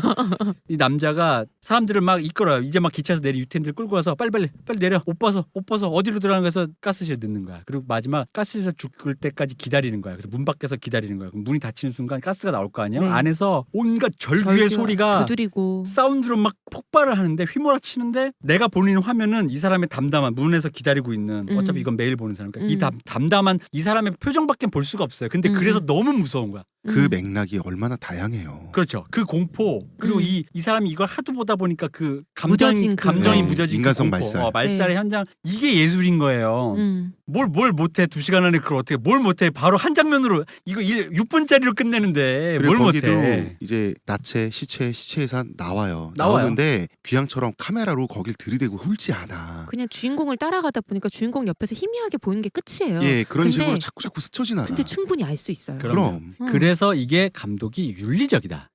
남의 타인의 고통과 착취의 경험을 여러분 요즘 좋아하는 말 2차 가해 하지 않는다는 거예요. 최대한 왜냐면 우리는 어쨌든 그 상처는 들춰야 돼. 2차 가해가 될지언정 형사님이 사건을 알려면 혹은 의사가 얼마나 다쳤는지 알려면 강간당한 소녀의 치마를 들출 수밖에 없어요. 네. 근데 그럼 하긴 해야 되잖아. 그럼 최대한 내가 그거에 접근한 태도는 필요하다는 거지. 그게 바로 윤리적인 태도라는 거지. 어쩔 수 없이 다뤄야 한다면. 어쩔 수 없이 시체가 등장해야 한다면. 네. 근데 귀향은 어쩔 수 없이 시체가 등장한다. 자, 등장하는 걸 보여주겠어. 신나게 보여주시죠. 이게 어디에 윤리가 있냐? 일도 없다는 거지. 음. 그리고 이걸 보고 눈물 흘린다. 여러분이 스스로 너무 사랑하셔서 내가 나를 용서한 거지. 아무것도 이게 이루어진 게 없는 영화가 거야. 그러니까 관객의 제시한 게 편을 아니죠. 대표님보다 제가 관객의 편을 좀 더 들어준다면 여러분은 눈물을 압출당했다. 맞아요. 네. 네, 공장 프레스로 끽 해가지고 압출당했다. 자, 이제 슬슬 결론을 내려볼까. 귀향이란 영화 저의 평입니다. 오락의 차원에서는 당연히 아우시죠. 귀향은 작품성, 예술성이 없고 정치적으로 올바르지도 않고요. 정치적으로 올바르기 위한 노력도 없었던 영화다. 모든 방면에서 실패한 영화고 이 영화는 쓰레기다. 이게 제 생각입니다. 고민 좀 하셨으면 좋겠어요. 아니 감독님. 그렇게 부드럽게 가면 나만 근데 작가님은 그런 사람이죠. 왜 아직까지 위안부에 대한 영화가 나오는 거 좋아요. 나와야 하고 이런 얘기가 되어지는 것도 좋아요. 공론이 되는 것도 좋은데 왜 이렇게밖에 못 찍냐는 거지. 왜 자꾸 성의 방점을 찍어요. 한국 여자, 한국 남자들 거 아니에요. 나는 내 거고요. 그렇게 자꾸 방점 좀 안 찍으면 안 되나? 자꾸 그래야 되나? 그거 좀 안 하면 안 될까요? 좀 생각 좀 하고 고민 좀 하고 전쟁 영화 찍잖아요. 그럼 전쟁에 좀 방점 찍으면 안 되나요? 전쟁 피해자잖아요. 그리고 저는 이 얘기를 하고 싶어요. 이 영화가 피곤한 영화잖아요. 피로하잖아요. 네. 되게 보고 나면 네. 감정 소모가 심하니까. 누군가의 감정 소모를 필요 이상으로 끄집어내면 이런 얘기가 나와요. 이거 제가 세월호 때 들은 얘기인데 이거 이 사람이 새누리당 지지자도 아니야. 음. 되게 공감 능력이 뛰어나고 심지어 난 세월호 쓰러진 거 보고 울지는 않았는데 운 사람이란 말이야. 네. 세월호 지지자들 그 유족들한테 막 계속 시위하고 하니까 네. 이제 그만 좀 하지란 말을 했단 말이야. 음. 근데 알지만 당사자성이란 건 내가 납득이 될 때까지 내가 100년이고 그럼요. 1000년이고 울고 싶으면 우는 거지. 음. 그죠? 근데 이런 식의 피로도 있잖아. 음. 어떤 것이 이걸 다뤄주는 사람들이 윤리적으로 다루지 않고 이런 식으로 피로도만 누적시키잖아요. 그러면 이걸 보는 사람이 이런 말이 나올 수밖에 없어. 네. 이제 그만 좀 해. 네. 아, 그 위안부 할머니 이제 좀 그만 좀 했으면 좋겠는데 뭐 그거 근데 아니거든요. 그러니까 이 왜 윤리적인 태도가 필요하냐면 바로 사람들에게 그런 태도를 종용하게 돼요. 자, 야 내가 눈물 돌리고 10,000원이나 들어가지고 영화표를 기부까지 했는데 그럼 나 이제 또 뭐 어쩌라고 나보고. 나보고 뭘 더 하라는 거야. 그러니까 이 감독이 자신의 비즈니스를 위해서 착취한 게 너무 많아요. 그렇습니다. 그래서 그거 아니라고요. 우리 영화는 그렇게 형편없는 매체가 아니고요. 여러분 예술가 알로 보지 마시고 영화, 감독, 문학가, 음악가 굉장히 위대한 사람들이고요. 그 사람들은 여러분이 생각하는 것 더 엄청난 것들을 더 많이 여러분이 찾아서만 보신다면 더 훌륭한 걸 보여주시는 분들 많아요. 실제로 지금 우리 한국 영화 위안부만 나와도 그냥 낮은 목소리 시리즈만 보셔도 돼요. 그러니까 다르다고. 그리고 또 하나 이 영화가 마음에 드는 분은 지지하고 응원하세요. 내가 그걸 뭐라 그러는 게 아니야. 네. 근데 이 영화가 마음에 들지 않는 사람이 자꾸 입을 틀어막으려고 하지 말라는 거지. 좋으면 좋은 대로 얘기하시면 돼요. 근데 안 좋다고 하는 사람들한테 너 옳지 않게 입 다물어 이거 하지 말라고요. 그지. 근데 이런 거지. 내가 또 이쯤 되면 이 X가 또 하나 더 나와. 그럼 내가 내 맘대로 이거 뭐 마음에 안 들어준다고 떠드는 놈 때려도 되겠네. 그것도 내 맘이네 했는데 때리시고요. 합의 보시면 됩니다. 근거에는 근거로 말에는 말로 다른 사람의 의견엔 치열한 논쟁을 통해서 그론을 통해서 나아가야지. 그리고 그게 철학인데 철학이 어렵다고 생각하는데 이게 철학이 만약 어렵잖아. 이런 생각? 이거 어렵잖아. 어렵다고 느끼잖아. 어려워서 안 하겠다고 생각하잖아. 살면 안 돼. 살면 안 돼. 왜냐면 너 우리 저번 주에 얘기했다. 그런 애들이 그런 바퀴벌레 같은 애를 낳아가지고 또 그렇게 키울 거라고. 그럼 세월호 같은 사건이 벌어지고 위안부 이런 일이 벌어질 때 또 무기력하게 입만 닫는 거야. 입을 닫고. 공감 능력이 상실된 채 그렇죠. 기계처럼 살다가 이런 귀한 같은 차력소를 만나서야 눈물이 압출당하는 그렇죠. 비로소 이런 사람이 될 거고. 그리고 그렇게 울고 나서 저녁에 우리 술 한잔 하러 갈까? 해놓고 가가지고 친구 머리채 대머리 된 친구 머리채 잡고 처맞는 이런 거 하는 거라고. 귀향을 한 구절로 제가 정리를 하면 네. 아까부터 계속 정리를 제가 하고 있는데 네. 정의인 척하는 불의. 이게 요게 가장 짧게 귀향을 설명할 수 있는 제 생각이네요. 한마디 더 붙여서 메시지. 먹고 사니즘에 찌들어서 만약 생각하길 멈춘다? 이 정도면 되겠지 하고 거기서 넘긴다? 그럼 이 영화에도 나오는데 그 조선인 넘기던 여자애들 넘긴 조선인 포주가 나와요. 네. 너희들 포주 된다?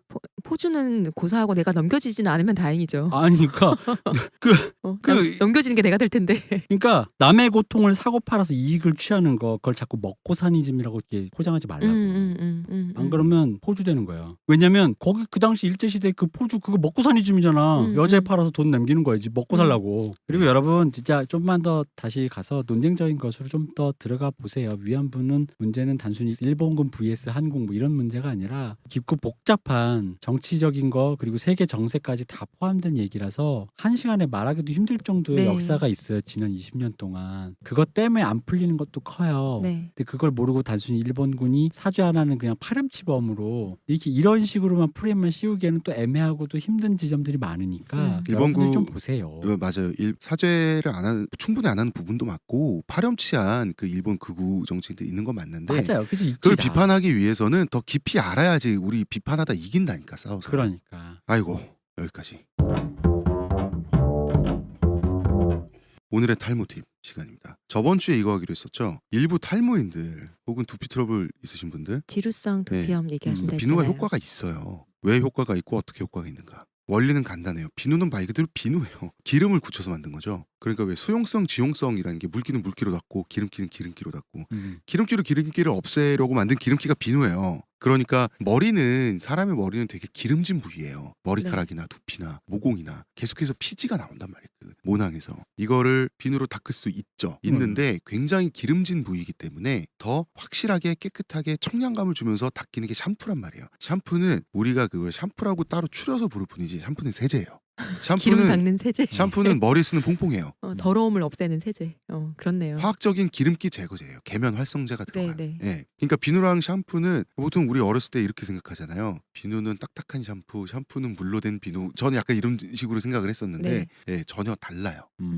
다르니까 이런 현상이 벌어지는 거예요. 체질이나 상황에 따라서는 계면활성제 자체가 안 좋은 자극을 자기 두피에 둬가지고 트러블이 일어나는 경우가 있죠. 근데 대체로 이 경우는 열심히 잘 헹궈내는 것만으로도 문제가 대부분 해결돼요. 샴푸 끼를 거품을 잘 내서. 네. 다른 하나는 세제가 너무 확실하게 이 사람의 머리와 두피 기름기를 제거를 해가지고 꼭 필요한 성분까지도 없애버리는 경우가 있어요. 그럼 이제 면역력이 떨어지잖아요. 네. 그럼 이제 두피 트러블이 일어나고 빨갛게 일어나고 너무 씻어내다 보니까. 그렇죠. 그런 네. 경우도 있고 이제 세제가 자극적이어서 네. 하는 경우도 있고 아까 말씀드린 그러면은 또 빼앗긴 기름기를 내 머리는 벌충해야 되잖아. 네. 그러니까 모낭이 더 많은 기름 배출해요. 그럼 또 모공이 막혀요. 악순환이네요. 네, 이게 또 피지가 되니까 피지 꼭 있어야 되는 겁니다. 많으면 네. 안 좋은 거지. 그러면은 그 피지가 모공을 막으니까 목은 이제 골골대면서 머리가 가늘어지는 거죠. 영양 공급이 네, 덜 막 잘 안 되니까. 되니까 이러면서 악순환이 되는 경우가 있는 거예요. 상당히 이게 모든 탈모인들한테 해당되는 얘기가 절대 아니고요. 자, 이런 악순환을 겪는 사람이 비누, 특히 이제 친환경이라고 탈모 비누를 접하게 되면 기적의 치료제는 아니지만 도움이 되는 경우가 있어요. 도움이 돼. 네. 내가 지금 확 경험했다니까. 도움이 되는 거예요. 그러니까 이게 도움이 되는 게 기적의 치료제라서가 아니라 지금 대표님의 체질과 상황에 그게 맞아 떨어지는 게 네. 필요한 거예요.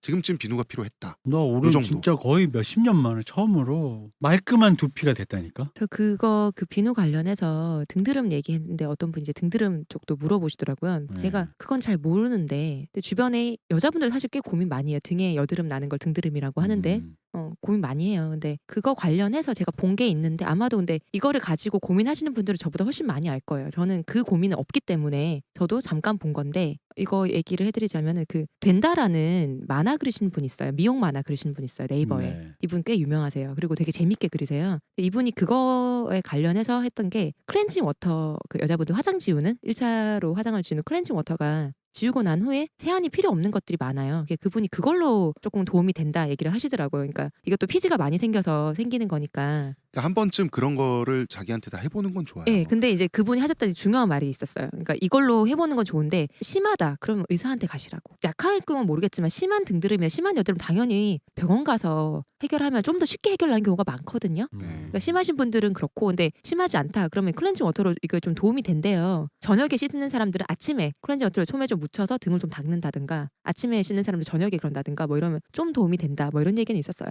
된다. 그렇군요. 그런데 네. 이제 탈모에 관한 한 네네. 전문가와 상담해야겠어 이러고 이제 탈모 클리닉에 갔다가 한 3개월 800만 고객님. 원부터요. 뭐 이럴 수가 있다는 거지. 네네. 그러니까 거기는 내가 그홍 작가님 말 듣고 광고를 이렇게 뭐 나오는 걸 좀 네. 관심 있게 봤는데 네.